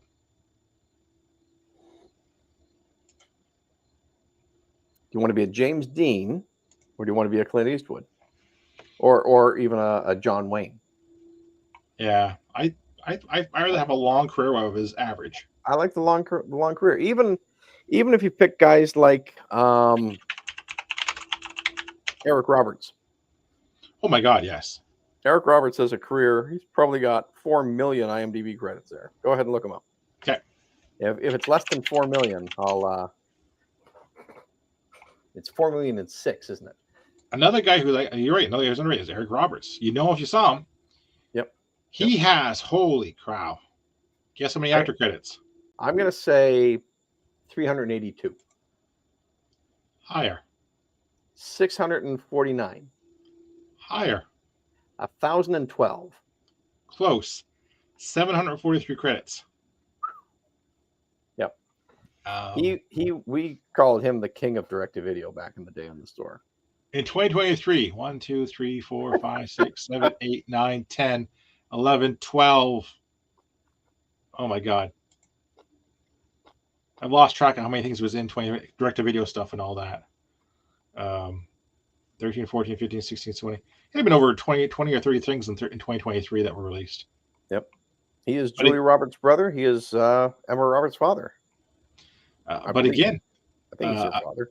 A very competent actor who gets things done and is available. Yep. What has he been in that's been major? He was the master in the Doctor Who movie. Well, yeah, okay. Well, I mean, like, known for. What was Pope of Greenwich Village? I think so. Here's what they tagged him: Runaway Train, Inherent Vice, yep, Maroni and the Dark Knight, yep, and The Expendables. Okay. So he's been around, but you know if you saw him, but you wouldn't. He's like a character actor almost. But good Lord, 743.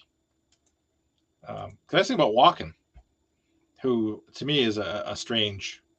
Holy crap! When you look at Eric Roberts' upcoming on IMDb, it says 92. Yeah. Because he just shoots. Why not? You know. I think sometimes it comes out like you have craft services, you have a buffet. I'll be there. I'm not doing anything that week. Well, like I said, as an actor, I wouldn't want to be eating mustard sandwiches. Yeah. Like it comes to a point basically. Like look right now. Basically, everybody looks at these actors like Tom Cruise making millions of dollars. There's not a lot of actors like that. Everybody, oh, you were on a TV show. Yeah, I was on a TV show once or twice. The residuals don't exactly come in. Well, that's part of what the whole strike thing is about, right? Well, exactly. Yeah. Oh, looks like I froze a bit, Fred. Exactly, because before, if you were in a series, whatever, the residual would carry you through, and you could leave comfortably and get health insurance. Now they basically reduce those. Here's the big ones that I recognize from Eric Roberts here. Star 80, Pope of Greenwich Village, Coca-Cola Kid, yeah, Runaway Train, Nobody's Fool. Then it starts to go downhill, but then you still have like Best of the Best, Rude Awakening, By the Sword, and then it's kind of nothing that I've really heard of. Okay. I'm just looking through here. Yeah, I'm in 96, and I don't see much that's jumping out and saying, oh, I must have seen that one. Well, yeah. Well, look at Christopher Walken. Yep. If you ask people my parents' age what he's known for, there'll be different answers than what we know him for. Walken started out, well, he's still good, but he was in some major films and produced some fantastic performances. The Deer Hunter. Yep. Still showing this to this day. Annie Hall. Yep. I liked him in was it Seven Psychopaths? Seven Psychopaths. Seven The Dead Zone. Yeah. And there was another one around that time. Stand Up Guys.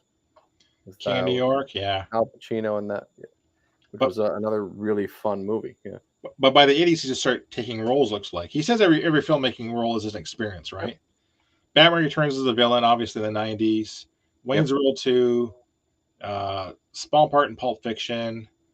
Um, but yeah, it basically started winding up going direct to video. Suicide Kings.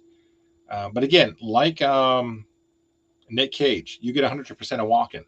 Yeah. But for a guy who basically was like, the deer hunter, like stuff like that, and just kind of like that. Yep. And he's got 3 upcoming. He's slowing down a bit. Fair enough. He's in Dune too. Okay. He is Emperor Shaddam IV, which would be interesting. But yeah, like these characters and stuff. But yeah, like I said, disappointing that more writers don't get more credit. And like I said, actors need to get paid more, I think. But yeah, it's a typical conundrum. Would I just make work to make work, or would I want to be? Do I want to have quality work only? Integrity. Yeah. Hungry Bellies. Integrity doesn't pay the heating bills. Well, here's what was the old DS9 rule of acquisition? Dignity and empty sack's worth the empty sack. Exactly. Well, another good one. Look at Julia Roberts. Yep. Started off, I would consider a very strong Hollywood career. Mm-hmm. With some amazing blockbuster films. I'm going to go back here. What we got here?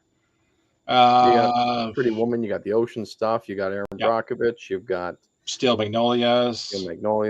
Technically been Hook that still made money. Yep. The Player. But then by about 97, from like Notting Hill and stuff, Runaway Bride, it kind of starts petering out. Yeah. I'd say around with Tom Hanks, where it had like a blue cover with yellow lettering on it. I knew that one. Larry Crown. She was the teacher or whatever, and he was the guy going back to school or something like that. Larry Crown, basically. Larry Crown. I saw that. It wasn't very good, Eat, Pray, Love is probably the last best one. But again, like her too, starting to slide down basically on Mirror. Yeah. Money Monster. She did one with 2. Ticket to Paradise with George Clooney. Trying to get some. It wasn't very good. But again, though, I think the days of Hollywood and actors basically having integrity and producing quality work is gone, unless you want to have a short career. Mm-hmm. Like, I'm going to say it, Tom Cruise. What's he producing? Mission Impossible movies to the end of time, basically, right? Mm-hmm. And if you look back before that time, we'll go back to the 80s. Days of Thunder, Jerry Maguire, The Firm, A Few Good Men. Strong films by Cruise, like strong performances. Yep. But then basically he goes, you know what? I know it makes money. Yeah. Like he's got 9 Mission Impossibles to his credit, kind of thing. But like I said, I don't blame actors. I can't think of any actor. The Firm. Yeah. Things like that. Yeah. They're all solid. Like in the 80s and 90s, he ruled. He had very strong performances. But Interview with a Vampire. Color Money. Cocktail. Yep. But I think you get to a point where basically you just got Top Gun. The other one. Okay. Here's one for you. An idea. What about actors and actresses that were greatly hailed, even won Oscars, and then went one-hit wonders? Kind of. We always joked at the video store when Snow Dogs came out. First one I thought of. That Cuba Gooding Jr., they might take your Oscar away. So Cuba Gooding Jr., he got that for Jerry Maguire. That came out, look it up here. Okay, I can see here. I see A Few Good Men. Yep. Oh, 96. Okay. I was going to say 95, but yeah. So he did Jerry Maguire, As Good as It Gets, What Dreams May Come. And then basically we've got Pearl Harbor. Which he wasn't a star, because Pearl Harbor was a giant ensemble thing. Yeah. So when Jerry did Maguire, Snow Dogs come out? I'm going to say that to you. Jerry Maguire, 96, Snow Dogs, 02. 6 years later, he does Snow Dogs and Boat Trip back to back. Yeah. I think he went to jail, didn't he? I don't think tax so. evasion or something like that. I can't remember. I don't know. But by 07, he's doing Daddy Day Camp, the sequel to Daddy Daycare. Yeah, the direct-to-video sequel of Daddy Daycare. Yeah, and then he kind of just went to direct-to-video, which Yep. is sad because he had those hits and then all of a sudden just couldn't get back there. Yep. I'm going to throw another name out there, which is going to be extremely unpopular. You hate me if you want. Helen Hunt. Yep. Won an Oscar for As Good as It Gets, right? Yep. That was in 97. I heard. When was Twister? 96, year before. Okay, and when was Mad About You? Mad About You. I think it was before that. I think. Let me see. Let me see here. Because of Death. I'm gonna say 88 to 94, something like that. Maybe? I think so. Yeah, I'm looking for it here.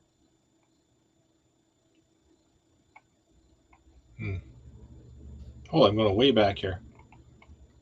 Should like pop up immediately. Should say elsewhere. 92. 92. Okay, yeah. So 92 to. Then they have the revamp. Yeah, but after she won that Oscar, she kind of disappeared from Hollywood, and I heard that she was trying to be a little more picky about her roles. She got Pay It Forward, landed Castaway. Sorry, it was 92 to 98 for Mad About You. And she won the Oscar in 97, basically. Yeah. And that's where she kind of started stepping away, like Dr. T and the Woman, Pay It Forward, Castaway, and then just never really found... More of a TV actress than a TV star than a movie star. Yeah. Just never ever found her footing again, basically. Yep. Although I did enjoy a lot of the other stuff that I saw her in. There was one... let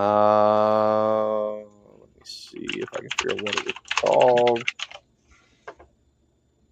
Where she played The Sessions. Okay. In 2012, where she played a sex surrogate to help a guy who was like crippled, handicapped. A man in an iron lung who wishes to lose his virginity contacts a professional sex surrogate with the help of his therapist and priest. The priest, played by William H. Macy. And that was it was a fun, kind of cool movie. Definitely quirky. I got the star had fallen a bit there. Yeah, just never, like, she was hot, and then... Yep. I got a very questionable one for you. Okay. Sandra Bullock. Halle Berry. Halle Berry, yeah. Yeah, because she won an Oscar for Monster Ball. Never been in Die Another Day. She never should have been Catwoman either, but that's another story, right? Yeah. That was The Poison, I think. That was the bad Bond movie. Let's see what. And she's trying to make comebacks. Let's see what she won it for. Well, she did John Wick 3. Was that her? I didn't realize. She was in that one, yeah. Yeah. So Monster Ball was 01. Yep. Die Another Day, and then X-Men 2. Swordfish. One was Swordfish. Before Monster Ball. Yep. But Catwoman was in 04, and that basically started the downward spiral. She was also in the Flintstones movie. Yep, that was before the Oscar win. Yep. Came back for X-Men Days of Past, and then she was in X-Men John Wick 3.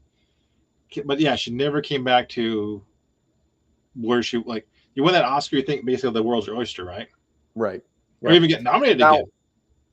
Now, could it also be because she's black? No, I don't think so. No? I think Catwoman really did her career, in my opinion. Yeah. Jennifer Hudson. Yep. Won Oscar too, same thing. Yep. But yeah. It's very interesting though. Like, people that actually won Oscars and kind of just went never materialized again. That's why I don't put a lot of faith in the Oscars, because some of the stuff they choose, like. Yep. But yeah. And like I said, I don't go so much for stars anymore. There are some stars I won't watch, like Mel Gibson and stuff like that. I still have stars that I follow that I want to watch. Like, I will watch as much Simon Pegg as I can. Yeah. And I love Sam Rockwell, so I'll watch anything with Sam Rockwell. It's tiebreaker for me. Yeah. It's tiebreaker at this point, basically. Yeah. For actresses, there aren't that many that I follow as closely. Same. I hear there's a Halle Berry film out. Doesn't matter that much to me. Exactly. Next product. Angelina Jolie or somebody like that, well, maybe. Some of the ones though that I have seen like good work from like Anna Kendrick. Yes, Anna Kendrick never And disappoints. so I kind of like if I hear something with her in it, I'll put more of an effort to see that one. Gives me another idea too. But not as much effort as I would for like Sam Rockwell. No, exactly. Like I know he's old, but Kurt Russell. I always say a Kurt Russell film. So I'll never be disappointed because he'll give 110%, and I'll be he always hits. Technically, same with Christopher Walken. He'll always 110%. Yep. So I know that if I'm going to see basically a bad film, if I've got Cage, Walken, or Russell, I'm gonna get a good performance out of it. Yep. I just thought of something actually talking about one-hit wonders. Make sure I get this. Make sure I get this name right properly. See if you get this here. The name. Where is it here? No, shoot. I was looking for who did Independence Day. Independence Day. Roland Emmerich. That's the one. I was going to say that name. Yep. What else has he directed that was any good? That's what I was going to say. When he did Independence Day, which was 94, 95, 96. You were 96. In Ottawa. 96, yeah. 96. It was a movie experience. It was big. I went up there and saw it with her, and we saw it together as a group there. We really enjoyed it at the time. It was big. It was loud. It was fun. It was very much a 90s film. I still watch it. And now you look back at it, you realize kind of, wow, that was kind of cheesy. That's the thing, though, right? And that whole American president speech, like, oh, wow. Okay, so he wrote it. Yep. So based upon that, though, it gave him a little bit of oomph, right? So you got Godzilla in '98 with Broderick, which was okay. Except that he got the day after. Yeah, he got The Day After Tomorrow. Again, which was okay. Yeah. He had 2012 again, which was okay. Okay, but kind of typecast. Now I don't know if he wrote all those or not. He did, but he wrote all of them. Yep. So he has he's got a kink. He likes disaster, end of the world sort of stuff. He very much so. And that's he thinks that's his wheelhouse, and that's what he's going to go with. Moonfall, and of course Independence Day 2. But when Independence Day came out, I thought that was kind of funny talking about writer. It was a Roland Emmerich film. Yep.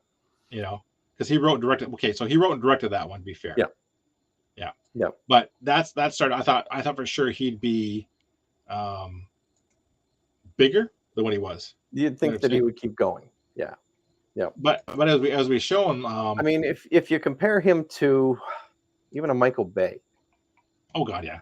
Michael Bay is not a great director, but he has his fans and he does the same style of movie or whatever. But he still gets stuff, and he's still getting these big ticket pictures. So Roland Emmerich did Universal Soldier, Stargate, Independence Day, Godzilla, The Patriot. With Mel Gibson? Yep. Or the one with Mel Gibson. Okay. Yep. And also in 2019 he did Midway. Big epic adventures. Okay. But I think he peaked with Independence Day. Yeah. Now who did you just mention? Look them up too. He just maybe he should have diversified a bit.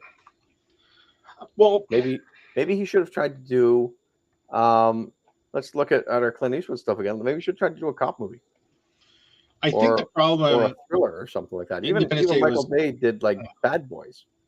If I was Sam, I would have done like a Titanic or something in '98. I wouldn't have went Godzilla. I would have went with he does disaster well. Absolutely does disaster well. Yep. Like Godzilla was not a Godzilla film. Day After Tomorrow had issues. Yep. And 2012 felt like Day After Tomorrow. But yeah, Michael Bay. Yep. Michael Bay is a director that you know who he is. Mm-hmm. Big explosions. Big explosions. That's Michael Bay. Blow crap up. He made a commercial of him blowing stuff up for a car commercial. That's his thing, basically. 61 credits to his name. And again, he gets work because He does all the Transformer stuff, but up till recently, that made a ton of money, a ton of money. He still gets creator or producer credits or whatever on that. So from '89 until did he start with music videos? That's what I'm going to say. Till '89, right up until holy cow, I'm going up until '95. Music videos. Mm-hmm. '95 was his first film, starring Will Smith. That was Bad Boys, right? Correct. Yeah. Which was a loud movie. Mm-hmm. Believe it or not, he did The Rock. Yep. And then we get into his, which had a very toned down in level of explosiveness. It did. Like it was before. I'd argue before Transformers, Michael Bay was not an explosion guy. He did do Armageddon and Pearl Harbor and Bad Boys 2. But then in 07 became the Transformer films. So he did 5 Transformer films and 13 Hours Underground. That's about it, though. Yep. So Michael Bay gets ripped on a lot for doing these big explosive movies, but Pearl Harbor, Armageddon, all sizzle, no steak. Yeah, like Pearl Harbor, like I definitely Armageddon is basically all sizzle, no steak. It's if you're with something funny, listen to the commentary by Affleck on Armageddon because it is absolutely hilarious. Whatever he's ripping Michael Bay about, why you setting up, not astronauts and all that. Why like that? And like, oh my god. But again, but Michael Bay. 2 seconds. This old man has to get another drink. Yeah, no problem. Keep talking. I'm good. Okay. But Michael Bay, basically, like I said, big joke about big explosions movies. He gets money. And one of the most infamous directors that you probably have never heard of unless you're a movie buff is a guy by the name of Uwe Boll. Now, taking you older folks back to the 70s, you might know people like Roger Corman, who was called the King of the B movies, who could deliver a movie on time, under budget for next to nothing, basically. He turned out a lot of drive-in films and stuff like that. So he got a lot of work because, hey, turn out movies, no problem. Uwe Boll, oh my God, I can't even say this with a straight face.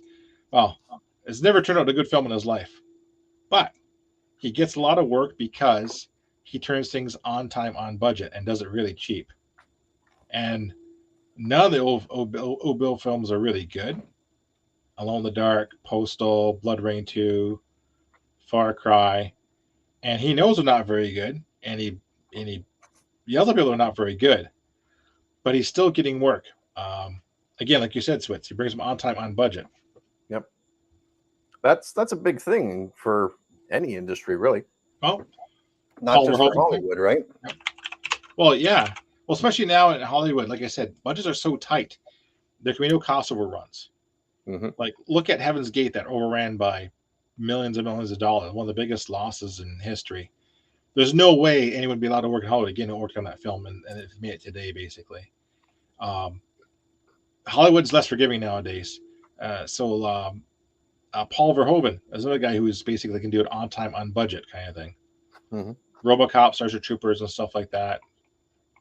But I think we're going to see either Hollywood relying more upon lesser known directors that are still competent, or else basically taking taking chances on new directors, basically. That's my guess. Well, like your Terrifier friends. Yeah, I think so. And I think what's going to happen is they're going to watch what's called the farm leagues, right? So these independent films that get made by these people who have like their own money and a heart invested in it, and someone says, you know what, that's a pretty good directed film. Let's give them a little more money and see what they can do, and then draft them in. That's the way that Sam Raimi and Peter Jackson broke into Hollywood. They were making decent films, direct to video, for a long time. Evil Dead and Meet the Feebles. Hollywood says, let's take a chance. Next thing you know, Peter Jackson's got $1 billion budget. Yeah. So I think Hollywood will be looking at a lot of these, like I said, these lesser known directors doing their own work and seeing basically, you know what, I think there's some talent here. Well, let's give them a little bit of money so they can do. Because guys like Howard, Spielberg, it's a line item, right? You cannot afford these directors, I don't think, in this climate. Or you won't be able to afford them much longer. No. Which surprises me, because Ridley Scott has a new film coming out. Yep. Napoleon, huge historic epic with Joaquin Phoenix. It's got good pedigree, but I just couldn't believe that Hollywood would actually give that much money because Hollywood's looking for sure things, right? Yep. When Ridley Scott made The Last Duel, which is about medieval time epic duel between two knights over a woman kind of thing, you could tell on paper it wasn't going to be a big hit. It was going to be a great epic, but they still basically gave the money, and they said, and I quote, a lot of them said that this will be the last time you'll see a film like this on the screen. Now we got Napoleon. Will Napoleon be his Waterloo? Because our guy who's going for a discount. He might be Mr. Bernier. I don't know. I love Ridley Scott. Like Blade Runner, Alien. Very great director, especially when he has control. Gladiator. Oh, God, I love Gladiator. Joaquin Phoenix is a strong actor. Gladiator. I hope Napoleon does well. Yep. Like I said, it's got, like I said, I look at horses like I look at movies like they're racing horses. Strong director, strong actor, great cinematography. Downside, not many people like historical epics. That's one thing. And being a historical epic, I'm going to guess that the runtime is going to be 3 hours. I'll look up right now. But the other thing, too, is it's coming out in November. That's not exactly a great time for films. I know you're trying to avoid other runtime. 158 minutes. 158. So that's what? 2 hours, 38 minutes, roughly. Yeah. It was like 20 minutes shy of 3 hours there. Yeah. So as much as I'm looking forward to this film, I do not see it doing well, unfortunately. I could be wrong. How much do you count on your audience being history buffs? Who's going to want to see this one? What is the target for this film? What is the average age of the demographic for this film?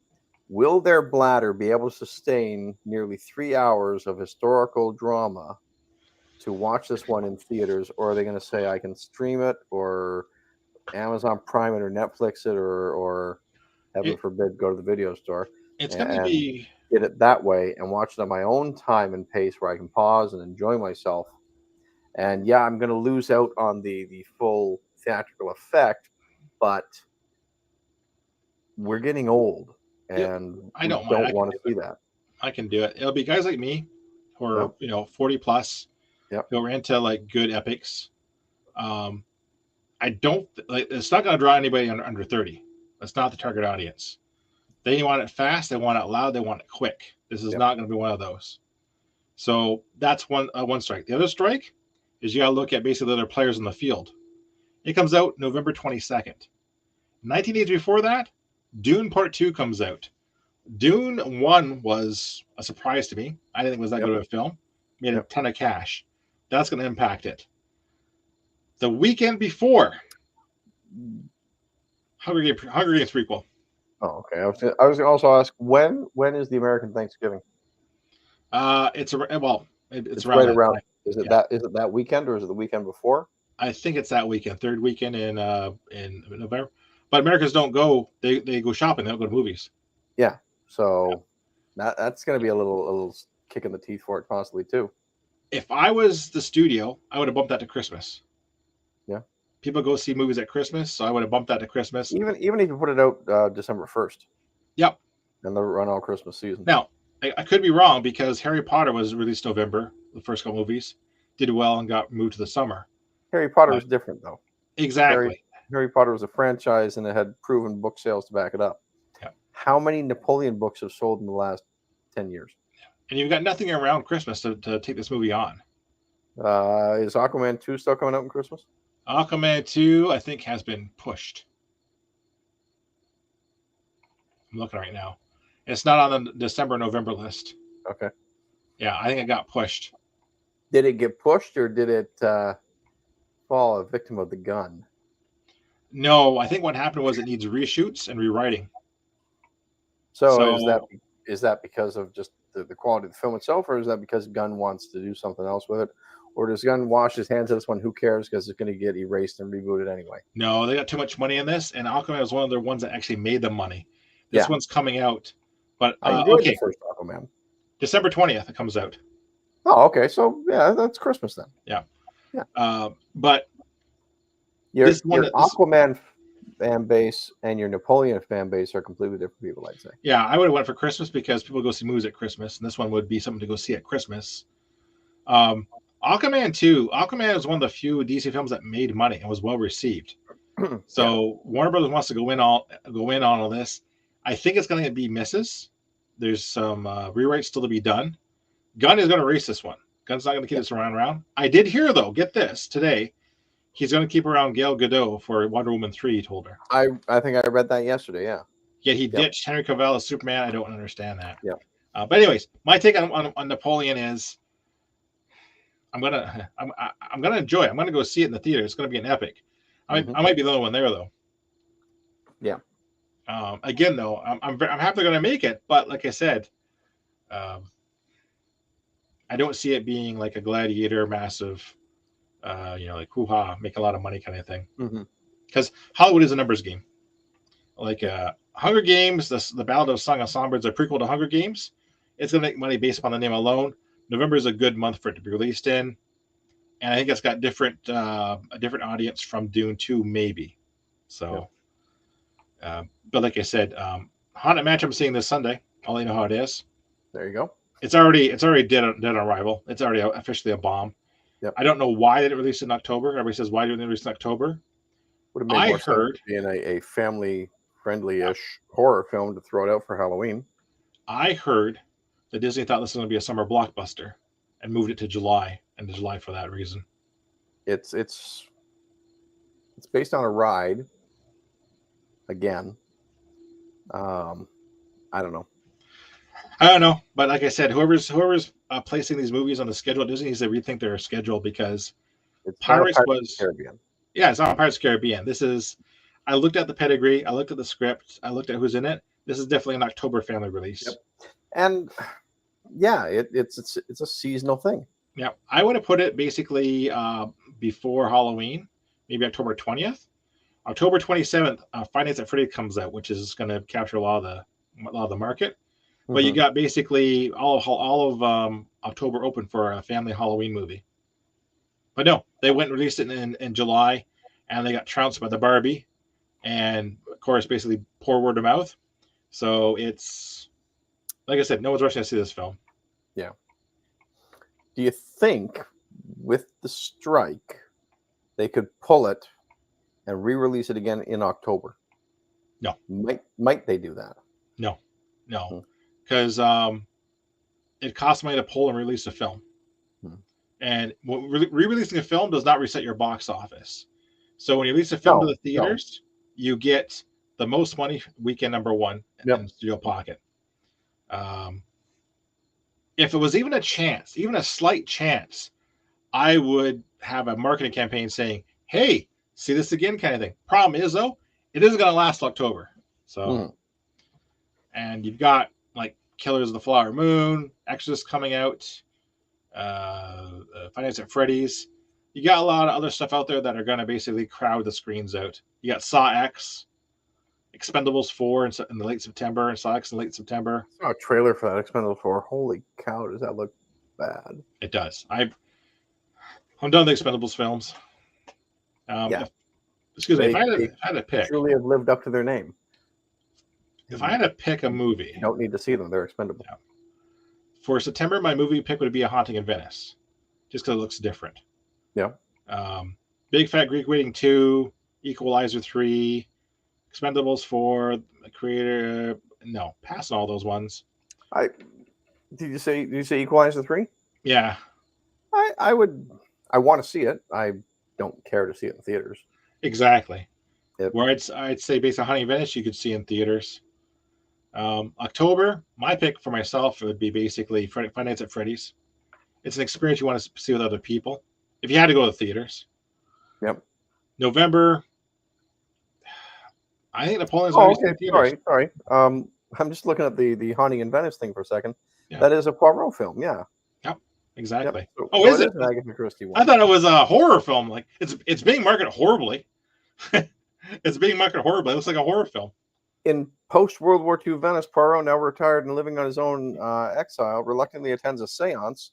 But when one of the guests is murdered, it's up to the former detective to once again uncover the killer. I've seen 2 trailers for it. It looks like a horror film. Yep. That could be good to see, though. The mustache gives a giveaway. Well, I wasn't paying attention. I was worried about the ghosts and spooks, man. Oh, okay. Yep. November, like I said, my pick's Napoleon. I don't know if I recommend anything in November. I know Dune 2 is going to do good money. December. If you really want to go in December, go see Wonka. I'm sorry. Where are you getting this from? What did you search here? Movie release schedule, man. I bookmarked. You know me. Yeah. Yeah, like I said, it's not looking good for films. And like I said, the strike, I see a lot of stuff in January, February, and March sliding heavily. Here we go. I've got a site here called The Numbers that's got a bunch of stuff here. So August 11th, they got a lot of limited stuff. Jules and Last Voyage of Demeter. That's the vampire. Blue Beetle is your August end of the month here, the 18th. Yeah, that one's going to have a quick flash, then sink away, I think. Because again, Strays. Yeah, Strays could be fun. Yeah, that's your Talking family dogs. one for the summer. Yeah. Gran Turismo. Gran Turismo. I kind of want to see now. Yeah. I like the story. I like the actors. I like that it's based upon a real world event pretty closely. I think it could be a lot of fun. Yep. And who doesn't like cars in the theaters? Yeah. Like I said, though, it really starts to peter out after that. Yep. Like Equalizer 3 is going to be a good film. It's Denzel Washington, the Equalizer. They're always good films. Yeah. My Big Fat Greek Wedding 2, 3. Forget about that. I was going to say, I thought they made 2 already. Yeah. Yeah, that ship has sailed. So I got my glasses already. Yeah. None 2 is a renter. Haunting in Venice. Dumb Money, no idea about. Expendables 4. That's tired franchise. Yep. Saw X. I never heard bad buzz about Saw X. I didn't see Death on the Nile. So maybe I'll pick that one up. I'll check that one up before I see Haunting in Venice. But I don't know if I have any desire to see Haunting in Venice in theaters or not. You don't have to, right? Maybe just because I want to go out for the night. I don't know. Yeah. It's like Knives Out, the first one. You didn't have to see it in the theaters. You could watch it at home. Yep. Like Barbie. I haven't seen the second one. Who's got the second one available to watch? Netflix, Glass Onion. That's pretty good, actually. I don't have Netflix. No, sucks to you. Yeah, it does. It's but, so to me. But some of those films don't have to be seen on the screen, but sometimes you got to see them as an experience. Like Barbie was an experience to see. Yeah. Same with Beyond the Spider-Verse. That was an experience to see with other people. Yep.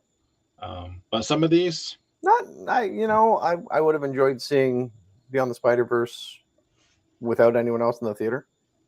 I liked it on the big screen, all that stuff, but I found the fans kind of annoying. There was a lot of talking going on in the theater. That's true too, actually. I never thought about that. Just because of the scope of the film and stuff, I think, and there was a lot of who's this, who's that, what's this come from, and a lot of explanation, at least when I went. And it was a lot of couples, young couples, boyfriend, girlfriends, and stuff like that. Right. And a lot of times, like, one half of the couple didn't have a clue what Spider-Man even was. And it was going on right in front of me where the girl had to explain to the boyfriend there everything that was going on because he was just, like, dumb to it all. I'm seeing a lot of people, too. Maybe you guys should have thought about a different movie first, or maybe you should have watched the first one first before bringing your boyfriend to see this one. I'm sounding old. I'm seeing a lot of people on their phones in theaters now, too, which annoys the heck out of me. But yeah, like I said, I've Napoleon's probably my next one I'm going to go see in the theaters. Like I said, bless my dad. He got my love of movies. He took me all the time, right? So yep. We were always looking forward. We would see stuff totally at random. Like if I went at random, I probably wind up going to see like the last voice of the Dementor or like Expendables 4 with them just to see something. Mm-hmm. Because we've seen some really dogs in our time, I'll tell you, just based on a whim kind of thing. But yeah, so what is the creator? I keep hearing about that one. Oh, I know that one. So the creator is basically about this robot human world kind of thing. It looks really good special effects. The story looks weak. I'm gonna see what the pedigree is on this one. Who's doing the Gareth Edwards? Gareth Edwards. Yeah, that one should be direct to should be on streaming. Mm. Any other thoughts, man, on directors, Eastwood movies? I think we kind of had some fun here tonight. I got it. Like I say, I think we had a really good fun digging up Eastwood and stuff like that. And like I said, we talked about one-hit wonders, Oscars. Talked about writing and directing combos and teams. Absolutely. Yeah. What should we do for next time? I don't know who's out there who's listening. Who wants to hear us talk about something? Like I said, we've done sports movies. Who wants to hear us talk about something? Who would like to join us and talk about something? I don't know if anybody technically complicated. I don't know how many kids could talk about stuff. What do you want to talk about? What else can we talk about? Like I said, we're saving Doctor Who for the anniversary, obviously. Yep. We've done Star Trek: The Old Show, the original series. Yep. There's always Next Generation. We could always break down Star Wars streaming series because that's been an interesting ride. I'd have to catch up on. Oh yeah, sorry, I forgot about that. Run out of time, man. I just haven't had the time. I need to do Boba Fett, and maybe I'll try and do it this weekend. I don't know. Yeah, Boba Fett's good. You see Andor or not yet? I haven't seen Andor yet. No. Yeah. So I'm just two behind, right? No, because there's a third Mandalorian season out, right? Yeah, it's okay though. So if you've seen Rebels, Clone Wars, you've seen it. So yeah. Yeah, I'm trying to think what we can talk about because we'll talk about anything. Books. Yeah. Like I said, I'm on the hunt for some old Choose Your Own Adventure books. I'm trying to think what else we can talk about that the audience would like to hear.